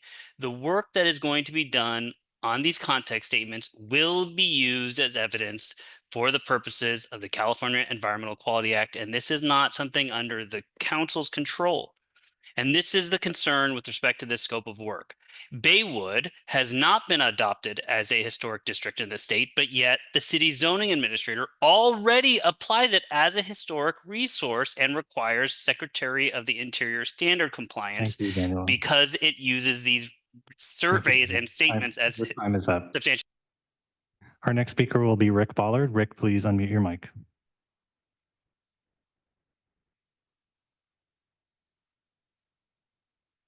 Rick, please unmute your mic.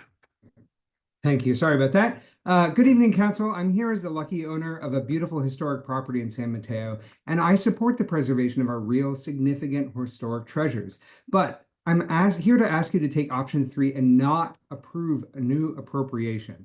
San Mateo's most historic and beautiful properties already have appropriate protections. City planning exercises their due diligence with our existing ordinance. The city's heritage is not in danger. A vocal but small minority has asked you to act as if it is, but they do not represent the city. A serious issue in the background here is that CEQA is too easy to abuse. The Rincon folks sound lovely, but I'm concerned that their innocuous sounding work will be weaponized by others. There are a few well-financed anti-housing activists in the city who can afford to hire private lawyers to bully property owners and developers, and they've shown that they're willing to use history as a pretext for their agenda. Please reject this proposal, which gives these anti-housing activists new ammunition for their lawyers.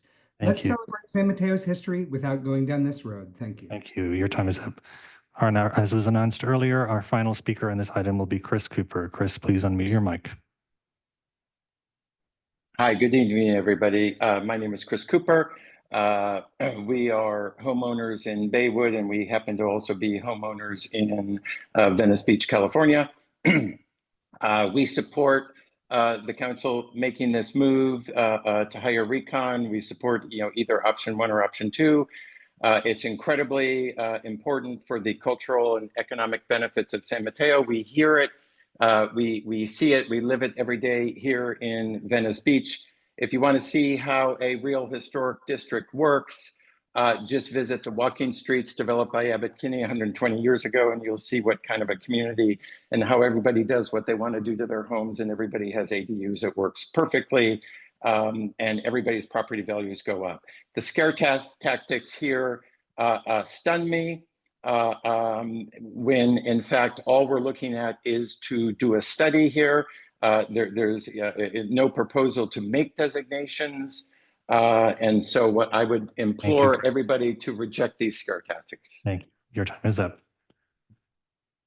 Mayor Newsom, that concludes public comment. We're going to take a 10-minute recess. Come back at, what would that be? 9:22?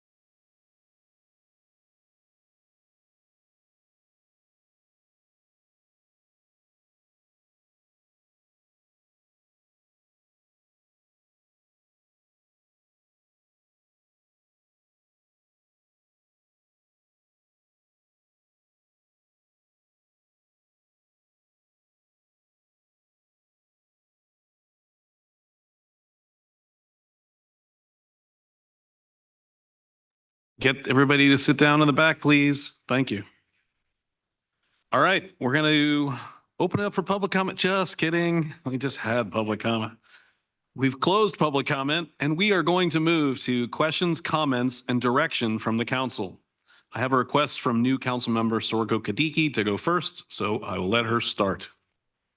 Thank you. And I want to thank the staff and Rincon for being here tonight. I can tell a lot of time and thought went into this, and I think I speak for everyone that we appreciate your efforts. I do have a series of questions, Zach, directed at you.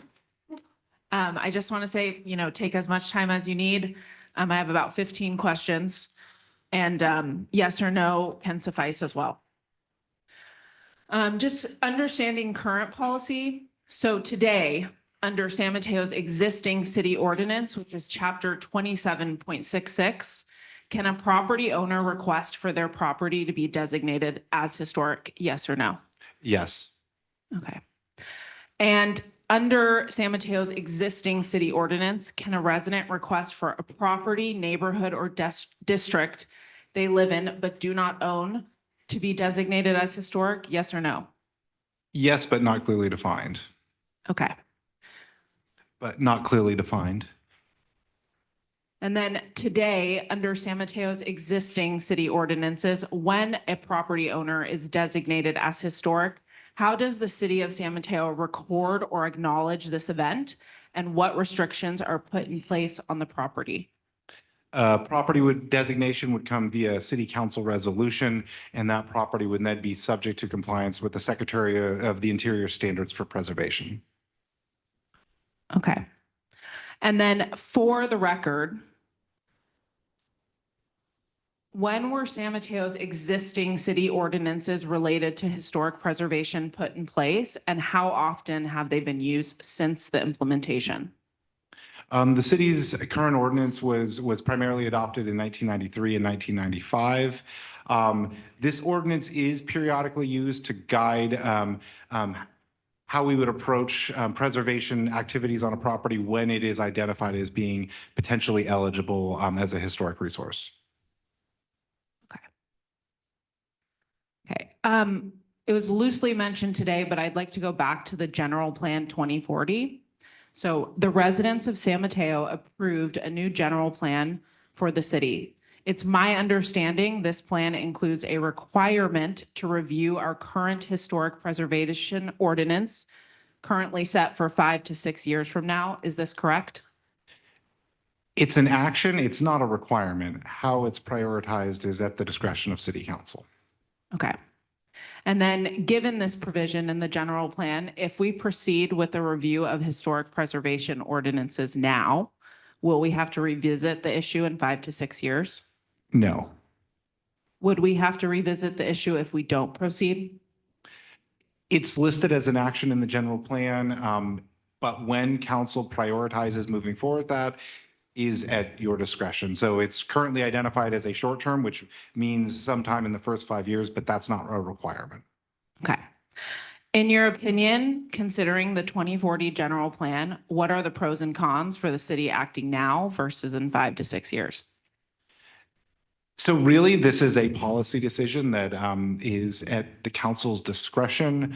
As we've heard, we've got a lot of concerns and thoughts about historic preservation in the community, and we have a historic preservation ordinance that is clearly not aligned with current standards. There's a lot of unknowns, deficiencies, or just areas that are not well defined. And so moving forward now could create clarity and certainty with regard to the city's process and priorities.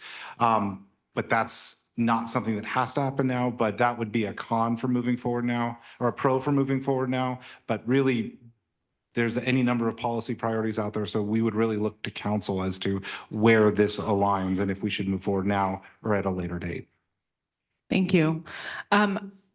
Just to understand the proposals on the table, and I know that Rincon mentioned this already, but to confirm, if the council approves option 1 or option 2, would this lead to a survey of the city to determine A, criteria for historic preservation, and B, pre-identify properties for historic preservation? Yes or no? No. Is that a no for both? That would be a no for both. There's no surveys as part of what's scoped with the work before you tonight. Okay. Just to reiterate, Zach said no surveys for what's scoped for tonight, correct? Correct. Okay. So several residents have reached out to me expressing concern that a survey that pre-identifies properties for historic preservation exposes those properties to CEQA regulations. Is this correct? Any property that could be potentially subject to CEQA, if there's a project that has significant alterations or demolition that's eligible today, would be the same as after this effort. No new properties would be identified that would not already be potentially eligible today. Okay. I guess I have some questions for Prasanna as well. So regardless of how we proceed on option 1, 2, or 3 tonight, or in the future, what state or federal laws supersede actions that we can take at a local level? Well, I'll keep my answer brief. So federal law supersedes local law, and state law also supersedes local law with some limited exceptions, considering our status as a charter city. But I think what you're referring to is at the state level, CEQA, the California Environmental Quality Act, supersedes local regulations. And also its federal counterparts. I'm not referring to NEPA. This is more the National Historic Preservation Act, also supersede local regulations. And then I just want to understand from a policy decision making, if the council approves option 1 or option 2, can the council define policies for how option 1 or option 2 are carried out? For example, requiring the consent of a majority of property owners before conducting a survey of their property, neighborhood, or district. Sure. So what you can do in providing direction on the options before you tonight, as part of your motion, you could say option 1, but with the ordinance, incorporate property owner consent as part of staff's effort to develop an ordinance, and then staff, along with Rincon, will look at other ordinances, as Rincon consultants have mentioned, to see what has worked and what is perhaps less effective. But what you could do is, again, make it part of your motion. That will direct staff as to how it proceeds, and then it'll also determine how the ordinance were to be developed and then brought back to the council. And when it's brought back to the council, that's when the council would make a final decision on introduction or an adoption. And I'll also say, because an ordinance, if the council chooses to go down that road, it would likely be part of the zoning code. So that would require another hearing before the planning commission. So there would be multiple opportunities for, well, it'd be at least 2 public hearings and also public input opportunities as part of the development of an ordinance. Okay, so just to confirm, if we put in place consent, it would require 2 public hearings and a review of the planning commission? Well, if you could, again, make it part of your motion, and that will provide direction to staff as to what to do, period. Separate and apart from that, I was speaking more as to the process of bringing it forward, which is different from consent. Okay. Sorry, I'm just taking notes. Okay, Zach, funding. Residents have reached out to me expressing concern about the cost of option 1 and option 2, given current budget challenges in the city. How would options 1 and 2 be paid for? This project or an effort would be paid for out of the city's advanced planning fund, which is a restricted fund that's limited to focusing on long-range planning and policy efforts. Okay. What else are advanced planning funds spent on, and would spending advanced planning funds on option 1 or option 2 jeopardize any of these activities? Recent examples of advanced planning fund expenditures include the general plan update, our housing element update work, objective design standards, and various zoning code updates. Right now, the advanced planning fund is in a relatively healthy position, and last year as well as upcoming years, it is projected to take in more revenue than it's expending. So at this point, we do not see this as negatively impacting our ability to use the fund for our other planned long-range planning and policy efforts. Okay. And again, just to clarify, it is your opinion that spending advanced planning funds on option 1 and option 2 would not have a negative impact on other planned activities in the 2040 general plan and do not impact other budget areas of the city? No, this, as noted, this is a restricted fund, so it is, the expenditures are limited to just this area, and it would not inhibit our ability to move forward with, say, our comprehensive zoning code update or some of our other near-term planned policy efforts. Okay. And then just a follow-up question for Rincon. When it comes to your staff, how is the breakout of this project plan?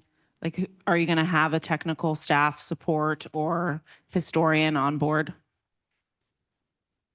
Yeah, all of the folks that were on the slide are Secretary of Interior qualified architectural historians. That means that we have the education and the professional experience to do these types of projects. And then Cassandra Gale is the Community Engagement Program Manager who would be working on the community engagement portions of the project. Okay. I want to thank Prasanna, Zach, and Rincon for answering my questions. I do want to hear from the council. I think where I'm at is the only way I would entertain option 1 is if we have a consent-based ordinance. To me, that means any ordinance prepared or proposed in connection with this RFP would require property owner consent prior to the city surveying, designating, or listing a property as a resource on any local register, survey, or list. And I want to make sure that that would be baked in tonight as part of the motion to move forward. Thank you.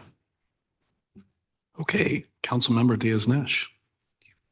Your speaker's not on. Thank you to Zach, thank you to Rincon, and thank you to everybody who's here tonight, who emailed in and has over many, many months. I mean, this is a difficult, complex thing. There's a lot of emotion. There's a lot of commitment on everybody's part. So thank you very much, no matter what your opinion is on any of this. Couple of things just to sort of clarify, Zach, because as Councilmember Schroeder-Gaditsky said, I think there is some clarification as to what this proposal will do and what it won't do. So once again, just to be basic, what we're voting on tonight is should we say yes or yes to one of the 3 options? And if so, what is the budget that we would approve to go with it? Is that correct? That's correct. It's a proposal to proceed. Okay, yes. And this, at this point, we're not saying, because I heard a number of people very concerned about, I don't want council approving historic districts. That was very clear. That's not what this proposal is all about. Is that correct? That's correct. There's no policy decisions up for council consideration tonight. Right, and that if 1 or 2 was approved, that is part of the ordinance discussion and community outreach, that's the time when the community could say, or staff could say with the community, we want to proceed, but we don't want to do historic districts, or we do want to do consent, that's all about the ordinance, i.e. how do you manage? That is correct, yes. And that's why we do have a substantial community outreach and engagement budget as part of what's proposed before you this evening. Right.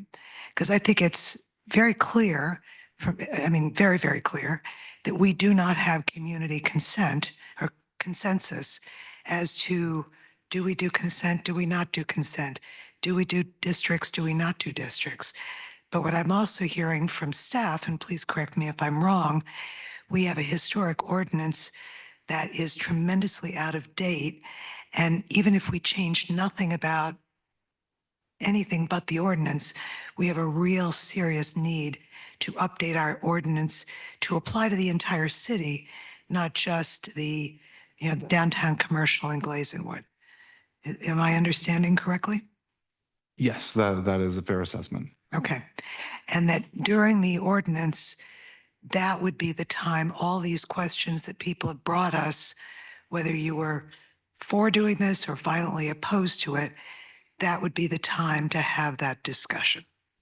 Yes, the plan would be to bring forward examples, focus on key higher level questions that would go into development of the ordinance, continue to have that community discussion, have one or more study sessions with the city council to develop what that framework would look like, and then move forward with drafting the ordinance. So yes, all of these questions would be thoroughly discussed. Examples of different ways of doing it would be brought forward, and that would all go into the draft ordinance that then's prepared and submitted to the community and then ultimately Planning Commission and Council. Okay, thank you. And I guess one of the questions for staff and Rincon, since you have a lot of experience in community outreach, one of the things I've heard, in addition to all the things that Councilwoman Shulker-Goditsky has heard, is people are either unaware that this whole conversation is happening, or they're just now becoming aware that this is happening. So part of it is just people have busy lives and they don't have time to pay attention to everything. But, what else can we do that we have not done already to really get out and make sure, if we go ahead with one or two, that we really find new ways to communicate to people and hopefully get more people involved? I've heard a lot I'm representing District 1. I've heard a lot from people in the San Mateo Park area that, they're just now getting to be aware of it. And, they're concerned because they don't want decisions to be made before they've had a chance to learn and contribute. So are there things that we have not done before that could be done, or is that something that could be seriously considered?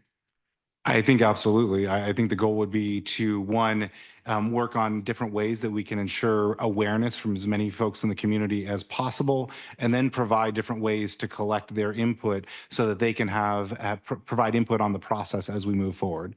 So yeah, I think awareness is a key, and we would look at any number of ways that we could make inroads and get that message out to the community. Okay, thank you. And then also going back to the context statement, this is something that is really, whether it's a history report or just what do we consider important from a historic perspective? How do we define history? Is that one of the things that we would be looking to address in this statement? What does history mean in terms of San Mateo? Is it just the age of the building? Is it people who've lived there? Is it what was going on? I'm concerned that any context statement would really address all the underrepresented groups in our city that we keep talking about wanting to be represented, but really haven't been represented up until this point. So whether it's the deep history of the Japanese Americans in San Mateo, or African Americans, people who really haven't had a chance to be included, or indigenous peoples, would that be something that could be actively explored in the context statement? I believe that it focuses on the built environment, but I would look to our recon team. How would that be included? Yeah, so the way the historic context statement is presented is it's developed by theme and sub-theme. And so, for example, the historic context statement I just helped write for Santa Clara County Parks, one of the major themes was agricultural properties, but within that, we were able to identify important groups that were related to that theme, like Chinese immigrants, Japanese immigrants, Filipino immigrants. And so it gives a history of their connection to that theme. So it's definitely, depending on the history of the place or the thing that we're looking at, is something that is developed as part of the historic context statement. Okay, because I think that is most of the discussion about historic preservation up until now has been conducted west of El Camino, just to sort of put a geographic boundary on it. I would want to make sure that anything we did, there was substantial outreach throughout the entire city, and that we really made extra efforts to get people who haven't been involved in the process. So let's see, what else do I have here in terms of questions? Oh, number of people wrote in, and maybe you answered it, or you asked the question already about whether anything in this proposal would go against all of our stated growth and our general plan goals, our housing element goals, that there's nothing fundamentally preventing all those goals from being achieved if we go forward with studying what a context statement should be and updating our ordinance. We have not identified any conflicts between our adopted housing element and the policy work that's before you this evening. Right, because that's, as many of you may know, I was a very, very vocal supporter of Measure T and worked very hard to have it passed. And I think that's absolutely where we have to be. But how do we do that at the same time that we also identify what is our history and what do we want to do about it? How do we want to manage it?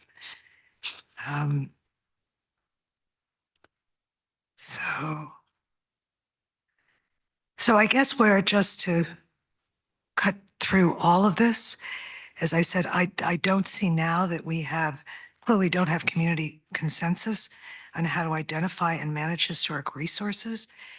And that's why I think we have to have this program to go forward, that we need a context statement we all can contribute to. I think it's really important that we update our historic ordinance for all the reasons that we've mentioned tonight.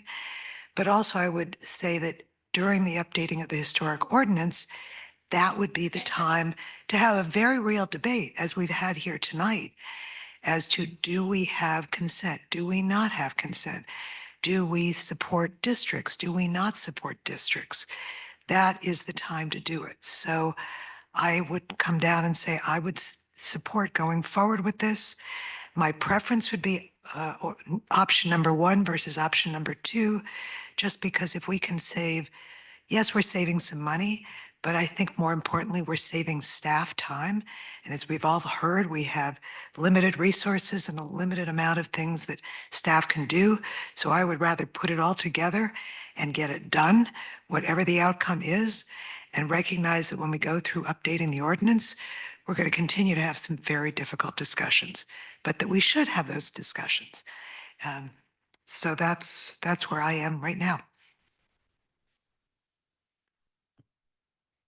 Thank you. Councilmember Fernandez.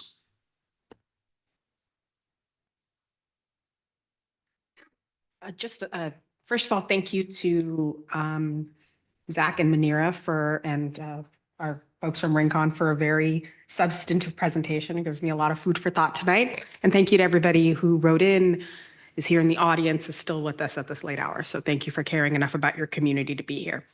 Just a couple of questions, not 15, but just a few. It was almost 15. So yeah. To Zach, what is the estimate for how much staff time will be needed for this endeavor? And what tasks for staff would be deprioritized to work on this? Can you just give me a couple, I don't expect the whole scope, but just maybe an example or two?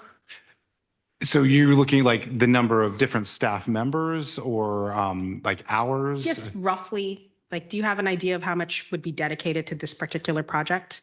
We from would, your team? The project team, the project manager will be led by Manira. We would at times have other planning staff involved. We'd obviously be working closely with the city attorney's office and as needed with the city manager's office. And then other support staff, depending on outreach activities. So we might be working with our admin staff at various times to support some of our community meetings or virtual meetings. So it would be a small core team, and obviously I would be involved throughout the process. But then we would, depending, I think particularly for outreach, probably include additional staff. And then as we're really getting into the ordinance, working closely with the city attorney's office. So I don't necessarily have numbers on hours, but I think just the timeline, that kind of gives you an idea who would be involved on the city staff side. And do you have an example of maybe some projects you're working on that might be pushed down a little bit or deprioritized to work on something like this? I don't necessarily see anything deprioritized, but I could see, like, right now we're planning, we have the staff bandwidth to continue moving forward with our housing element implementation of the policies that we're committed to. We are also getting ready to issue an RFP for a comprehensive zoning code update to implement the general plan. We at this point have bandwidth to manage all of those, but if there's additional policy interest that council's in, we will be very thin on ability to take that on over the next year. And how many, if any, vacancies do you have in your department right now? Right now, we have a vacancy, a senior planner and an assistant associate planner vacancy in our planning team. Thank you, Zach. Appreciate it. And to Prasanna, is there anything that we can do to, for this, not necessarily this RFP or even a policy statement moving forward? Is there anything that we can do, given our perch here at the city, that would encourage or prevent the Heritage Alliance from unpausing or submitting their application to the state? Well, no, I mean, the application that's before the State Office of Historic Preservation, that's a completely separate matter. What's before the council now is really about implementing the general plan policy and actions identified as part of the presentation, and updating the ordinance, whether to proceed with the context statement as articulated by Rincon and staff. What's before the state, it's on a completely separate timeline, has its own process that's governed by state statute and regulation. Okay. If the council wanted to provide some sort of commentary to the state about that application, could we do that? Yes, definitely. And that's part of the process in that application moving forward is at a defined point in the process, then the city has an opportunity to provide a comment, and that comment would then be provided to OHP and the State Historic Resources Commission. Thank you. That's all I have.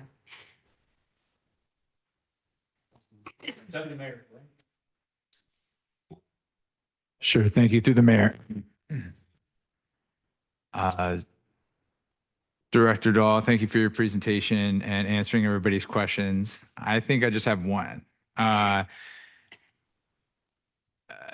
it comes as a couple of council members have asked questions about what could be deprioritized. And the general answer I heard was that the city staff will be able to continue its current work in parallel.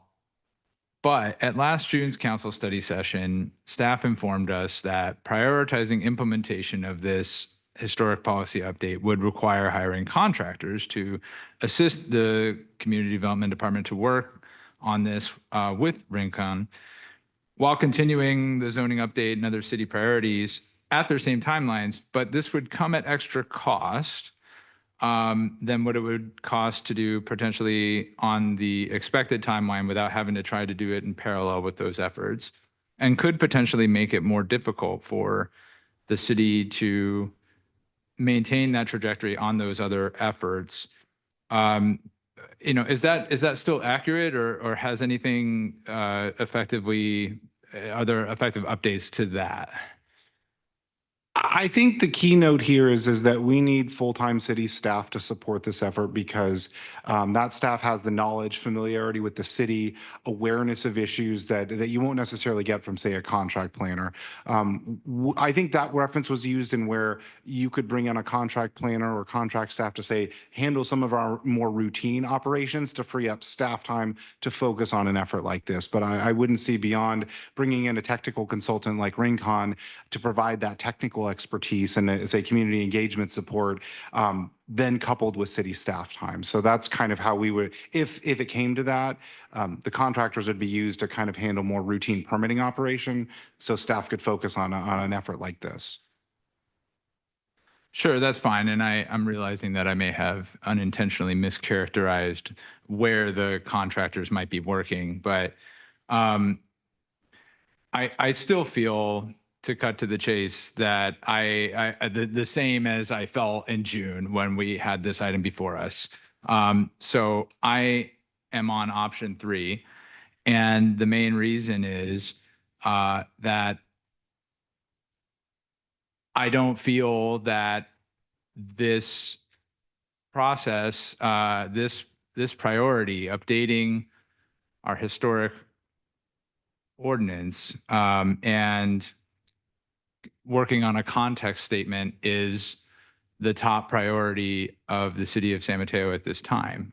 It is a priority and it is a short-term priority, and that has already been determined through the general plan process. And I don't deny that. I don't deny that it has been deemed to be a priority through that process. To be completed on a 5-year timeline within adoption of the general plan is indeed deeming it a priority when one considers all the other goals, policies, and actions we have in the general plan to be completed much farther along. But it, in my mind, is not the top priority of the city. And two of the other efforts that Director Dahl mentioned, the Community Development Department will be undertaking as soon as possible, I hope, which would be the housing element implementation and the comprehensive zoning code update, are the top priorities. And I just do not want to introduce any potential impediment or complication to those priorities in the form of expediting this. Expediting this, I think, came about largely as an option provided to council, given the discord we've been hearing from the community with regard to historic districts and other news we've been hearing on broader topics beyond the scope of what we're actually discussing tonight. And I feel that, unfortunately, if we were to pursue option one, we may not find the solution at the end of the road that would bridge the discord and divide we're hearing tonight. So to me, I think logically, the conclusion I come to is that it is therefore not going to help. And we should then not expedite it, but rather keep it on the same short-term, generally high priority that it is. And when we get to that point, we can have a conversation, we can bring in a consultant, and we can pursue these priorities that the community has decided it wishes to pursue, just not priority 1A. Those are my comments. Thank you, Deputy Mayor. This is a really challenging thing. You know, I'm conflicted. I've grown up here. The last time the historic policy was updated for the city, I was 19 years old. So just to put it in perspective, you know, it was before I had any gray hair and I was off in college. So, you know, I definitely think that we've kicked the can down the road way too far. And I definitely have a desire to make sure that we do this. And I'm not sure, and I guess this would be a question, do we feel that we're not able to do both? Do we feel we're not able to move forward with our housing element and also do this? I mean, sorry, that's the question. We have the staff capability and bandwidth to continue with our housing element implementation. I mean, all of our timelines as specified, move forward with the comprehensive zoning code update and complete this effort. We do have the staff resources to do all three of those. Okay. I guess this is maybe a legal question for Prasanna. If we were to move forward, for example, with option one, and to put a consent clause within it so that we'd have to have majority consent before a neighborhood could move forward with becoming a district. And then we had a district, for example, Baywood, where the majority said, no, we don't want this. And then a person still went to the state. Could the state still override and do it? Yeah, so you're talking about two different things here. So first, as to the state application, so the way it works is that for the state has to consider whether a majority of the property owners in a particular area support a district. And if they do, then it's not actually listed on the California Register, but, and the important distinction is that the state could still determine that it's eligible. And the determination of eligibility is the same thing as listing. It still results in legal protection. So that's I think a crucial point that folks who are not practitioners in this area maybe don't understand, but that all has to do with the state application. What's before you tonight is not the state application, it's what to do at a local level. So the decision before you is, do you want to proceed with a local historic preservation ordinance to update our existing ordinance? And do you want to proceed with developing a context statement? If you do you want to do it at the same time? Or do you want to do it sequentially? Or do you want to do option 3 and do none of the above, at least for the time being? So, and also keep in mind, regardless of what happens at a local level, let's say an ordinance passes, let's say a context statement is created, none of that has any impact on what the state does. And I think this gets to the question that was asked earlier about superseding state law. So state law supersedes our local rules. So regardless of what's decided here, if the state makes a decision on to Baywood or some other area, that overrides whatever decision is made locally. So to touch on that, if 20 years down the road, they said, look, you still don't have, you're not building enough housing. The state could override a local ordinance where we said, hey, this is a protected, this is a historic district, or this is a historic building. The state law could supersede that to the point where, the owner of that building could move forward with tearing down the building. So I think we're in the question, you're touching on two different concepts. One is RHNA, one is our regional housing needs allocation that occurs through each housing element cycle. So we just got through certification of our housing element where we were allocated a certain number of units, a little over 7,000. And then separate and apart from that is the whole concept of historic resources and how the two interact with each other.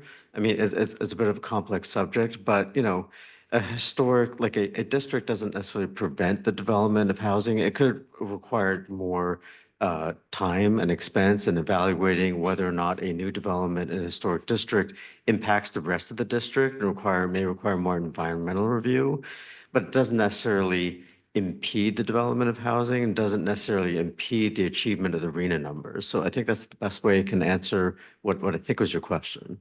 Sure. And one sec, getting somewhere. If we had a historic policy update and we put a clause in for consent, and would that help the state in the sense that the state doesn't seem to have a way to get consent of a neighborhood? Meaning, would the state be swayed, or could they be swayed by the fact that we said, look, we've already done the work. We've gone and found that 90% don't want it or 70% do or whatever, but. I mean, it's hard to say. I mean, again, what is developed at a local level as far as what process you think is appropriate for San Mateo in developing the ordinance, developing a context statement, doesn't bind the state to do anything or not to do anything. They may be paying attention as to what's happening at the local level, and could that sway them? I mean, I suppose they're not legally bound by it in any way. But if part of the discussion is to be able to say to the state, hey, look, the city is moving forward with a process that's still in development, and seeking some action or inaction or pausing from the state, and then making that part of a city comment saying we're making some progress of whatever the council directs. Please, state of California, take that into consideration. Sure, you could do that. I mean, but whether it makes a difference or not, it's really up to the OHP and the State Historic Preservation Commission. So what you're saying is the state will always supersede what we do locally? Generally, yes. Okay, I'm gonna let Councilwoman Swerk, can you say something? Yeah, I just want to clarify. consent, what that does is at a local level means that we won't go around our residents. Is that correct? That's basically right. I mean, that's, again, yeah, you can make it part of the motion, but you're right. It would mean if the council did that as part of your motion, it would direct staff as to how to craft an ordinance. And then the ultimate final decision would be with the council deciding whether or not to introduce that ordinance. It's sort of like an interim direction. We're directing staff as to how to write it. Also looking at other similar ordinances, as Rincon indicated. But the final decision wouldn't happen until later, until perhaps like a year from now. But you're right, though. Would be about the council enacting some parameters that the city, as part of its action, would not decide that a property, a site, or district should be considered historic and disregard the opinion of the property owner or owners. So it would prevent that. So that's correct characterization. I guess just to jump in, one of the big things that in looking through just overall of asking the question, as we're doing community engagement, we would have to already put up those guardrails, correct? Because the council's saying the direction, so that would be the direction to Rincon. I'm just trying to make it clear that when we go into community engagement, we'd say the guardrails are, you can't, we already know where we're going on consent. That it's at least 50% plus one at a minimum. There's a floor. Sure. I mean, the staff would follow council direction, and the council direction would inform the community conversation, the development of ordinance. So to your point, to the city manager's point, it's not just the development of the ordinance. The development of the ordinance is also depends on community engagement and looking at other local jurisdictions. So it would inform all of those things. So it would have those types of guardrails, as it were. Okay, I have two more questions. I know we want to wrap this up. I'm sorry. I can't take the $330,000 and put it into Sunnybray Park for improvements or to go put a down payment on a new fire truck. Why? Sorry, this is for the public because this is what they keep saying to me over and over again. This is sort of has a legal and financial component. So I'll start and then leave it to the city manager and others to answer the question. So to your point, there are the way city finances work. So there are different buckets. So this would not be funded by the general fund. It would be funded by the advanced planning fund, for which it can only be devoted to certain purposes, such as this one, or other planning purposes, not say vehicle or park maintenance, or there's other funds that would be applicable in that circumstance. So it's not all interchangeable. And sort of with that, I'll turn it to the city manager. So in this instance, when you look at the advanced planning fund, basically when anyone applies for a permit here in San Mateo, there's a percent that goes to the advanced planning fund. So it's specifically dedicated, and that's what triggers the restriction. Correct me if I'm wrong, Zach, but that's how we collect the fees for this specific purpose, to look at general plans, to look at the housing element, all the long range planning that we do. The applicants who apply for permits here, they are paying a percentage of their permit fee for this fund. And therefore, we can't go take that money and go spend it on a fire truck. Okay. So what I'm thinking or hearing is that if I moved forward with option one and that $330,000 is going to be spent. It might not be spent today, but at some point it's going to be spent for a historic policy update as part of our general plan and as part of our city certification. Is that accurate?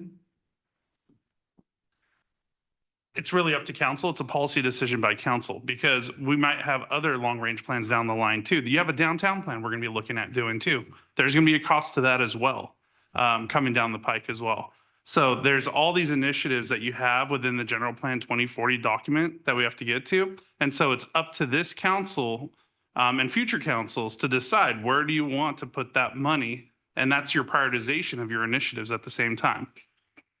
Sure.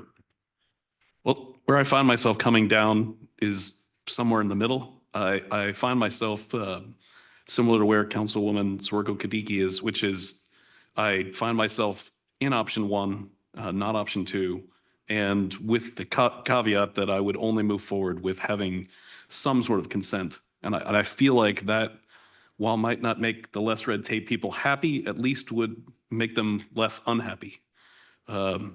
So that's where I'm at. And I guess I'd like to just kind of poll where everyone else is. So let's go down the line and you're. Yeah, option one with consent baked into the ordinance. And based on what Prasanna you'd said earlier, it sounds like that is something as part of the RFP process that Rincon and the city would advise on. Well, again, what the staff would follow council direction in engaging with the community and developing the ordinance, and in explaining, what the ordinance would do to those who are unfamiliar with the project. We would explain what the council direction is, that some form of property owner consent would be included in the development of those rules. So, yeah. I guess the thing is, it is very important to me, and it sounds like many residents, that the examination of the properties, they don't fall into CEQA.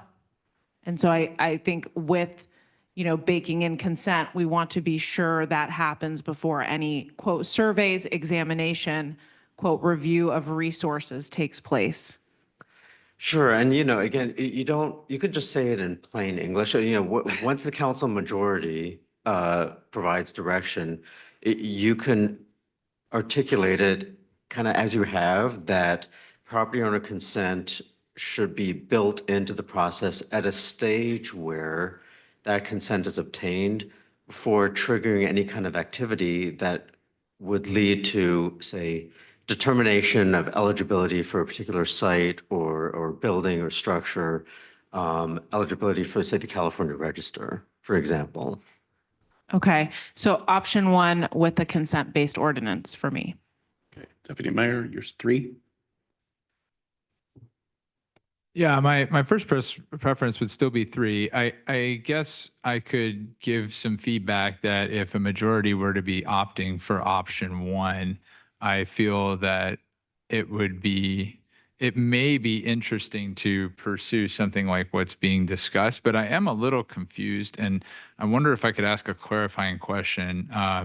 Because to me, I'm not sure, for example, if what's being proposed would be in contradiction with our current policy, as it exists, for example, with the Downtown Historic District and Glazenwood.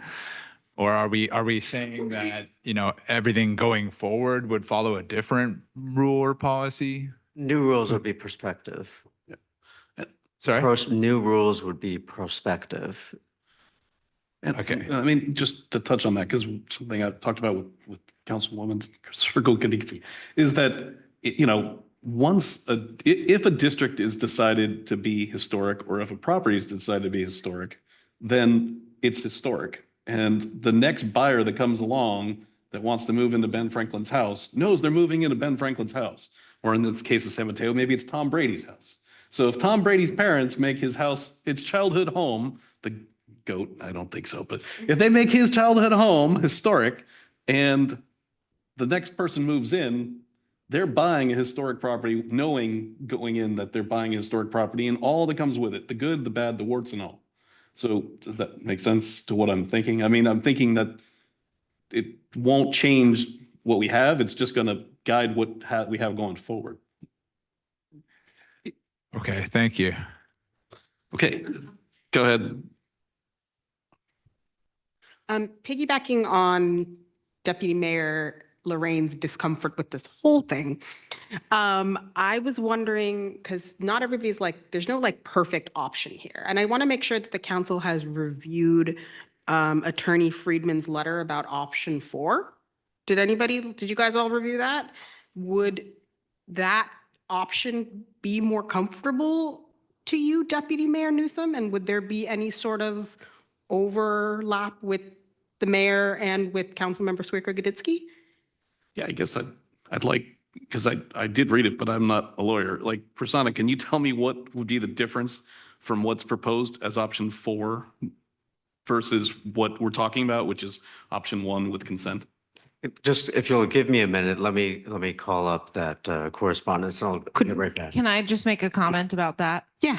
So when I first spoke and I said consent-based ordinance, that was a reference to option 4. However, the second half of that letter talks about a threshold for voter approval. When I've talked to my constituency in District 4, they actually wanted a higher threshold than what's even proposed in the letter. So can't we set a higher threshold? If I may, I feel that that is something that perhaps we should have research on from other jurisdictions, and that's something Rincon would advise on. Is it a 50% plus 1? Is it a 2/3? Is it a 75%? And so that's why I specifically mentioned option 1 with consent-based ordinance, but didn't move to the complete option 4. Thank you, Councilmember Swicka-Gaditsky. Prasanna, have you had enough time? Or we can let Councilwoman. Well, I'll just offer like a comment similar to what was just said. Like instead of specifying a particular threshold, because again, the ultimate decision is not going to come now, it's going to come later. By being more general, you just give some more flexibility to staff to determine, well, what works? Maybe a higher threshold than 50% will work just fine. Maybe it won't, but until we look at what other jurisdictions have done and see what has worked in practice, we won't necessarily know at this point in time. I mean, that's what the ordinance development process is about, is seeing, is exploring that, also exploring it, with the community, doing that community outreach and doing that research. So I would suggest, instead of specifying a threshold, is to say, see what has been most effective. Also considering, what the Rincon consultant said earlier, is that, some of the pitfalls of ordinances is being, very detailed, which is different from a threshold, but, or being too ambitious. But I only mention that because by the more parameters that are added, then you may end up with a result that you may not have had in mind in having this discussion. So providing some broad parameters, I think, is more advisable than being sort of overly prescriptive at this point in time. I mean, we've heard the discussion. We'll go back and we'll listen to it again. We hear the interest from at least some council members in having a threshold, maybe even a high threshold, but I would caution against being overly specific at this point. Okay. Does that satisfy? Yes, and I guess to just sort of state where I am, sorry to butt in on your time, Deputy Mayor, I would be option 3 or option 4. Okay. Councilwoman Diaz-Nash. Well, I would, as I said before, I would have preferred to have option 1 and have the discussion about, do we have districts? Do we have consent during the ordinance development? Because that's where I think we can, let the consultants go through the process and see what. But I'm looking realistically right now at least 2 people saying 1 with consent. I'm looking at possibly 2 people saying either not at all or with consent. And ultimately, I think we need to do this work. And so I would rather have an ordinance and have a context statement saying that we have consent at this point than not do it at all. But as we learn more, I would want to keep the statement very broad as to what that consent is, because I don't know what I don't know, and I don't think we don't know what we don't know. So I guess I would come down with option 1, but with some very broad statement about consent, and let's ask the consultants to really go away and tell us what's happened in other places and what's been the history and how do we learn about this and have that discussion. So I think we have Well, would you like to make a motion? I just want to clarify. The consent has to come before anything else. Otherwise, that's a hard line for me. Yeah, I'm You know, not I saying. just want to be clear that if we're setting policy direction, it is that first we identify what consent is and then we'd execute on option one. Right. No, I mean, I understand what you're saying is that consent would be part of, if this is what the council wants to do, consent would be part of the development of the ordinance.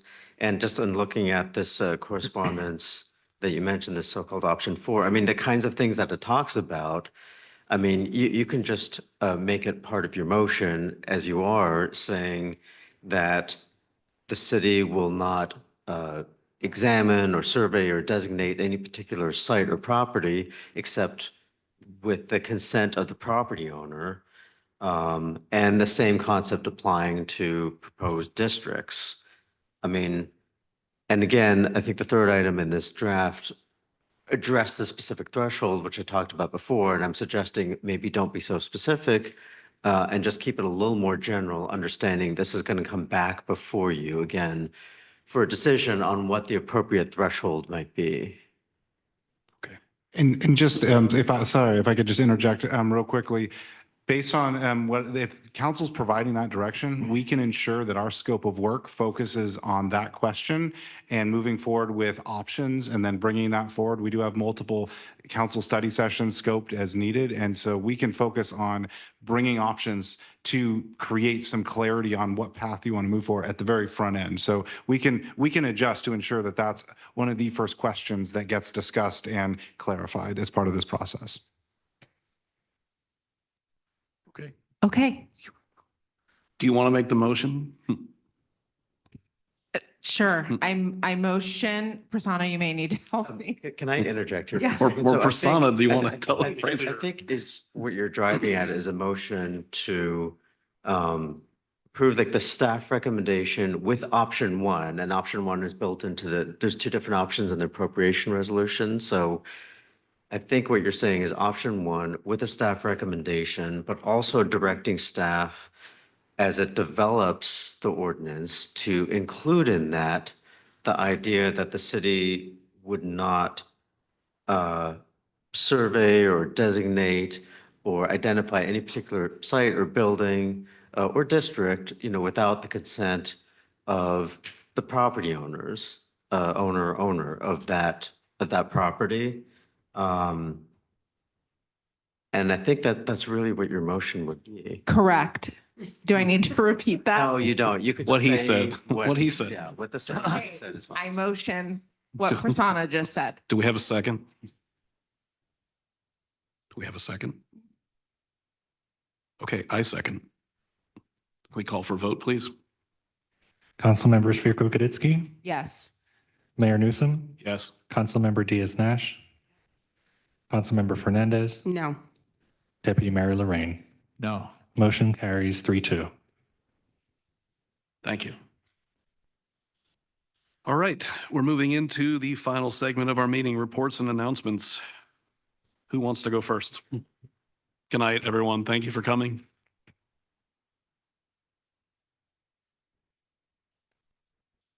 I'll go first.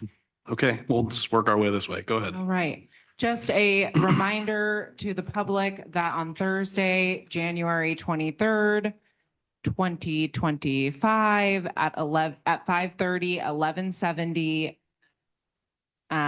Chess Drive. There's a school board meeting if you're interested about the buses. 5:30 p.m. for public comment about the Bayside Bus Depot. Thank you. Thank you, everyone. If you could please keep your comments outside of the council chamber. Thank you. Do you want to go? Thank you. Sure. Thank you, Councilmember Svirko-Goditsky, for that important and helpful announcement. I know is important to many people. All of them, yeah. Despite appearances. Your mom's still here. So. I just wanted to report that I had the pleasure of attending the Martin Luther King Jr. Day observance and celebration in our San Mateo Caltrain station. I did manage to mention that Mayor Newsom wanted to be there, but unfortunately couldn't due to existing commitments. And yet, Councilmember Fernandez was there, as was Councilmember Diaz-Nash, and a bunch of a cast of scores, and it was great to be with community in downtown station and to take the Freedom Train to San Francisco. So we celebrated with you in spirit, Mayor Newsom. Thank you for attending on my behalf. Want to go?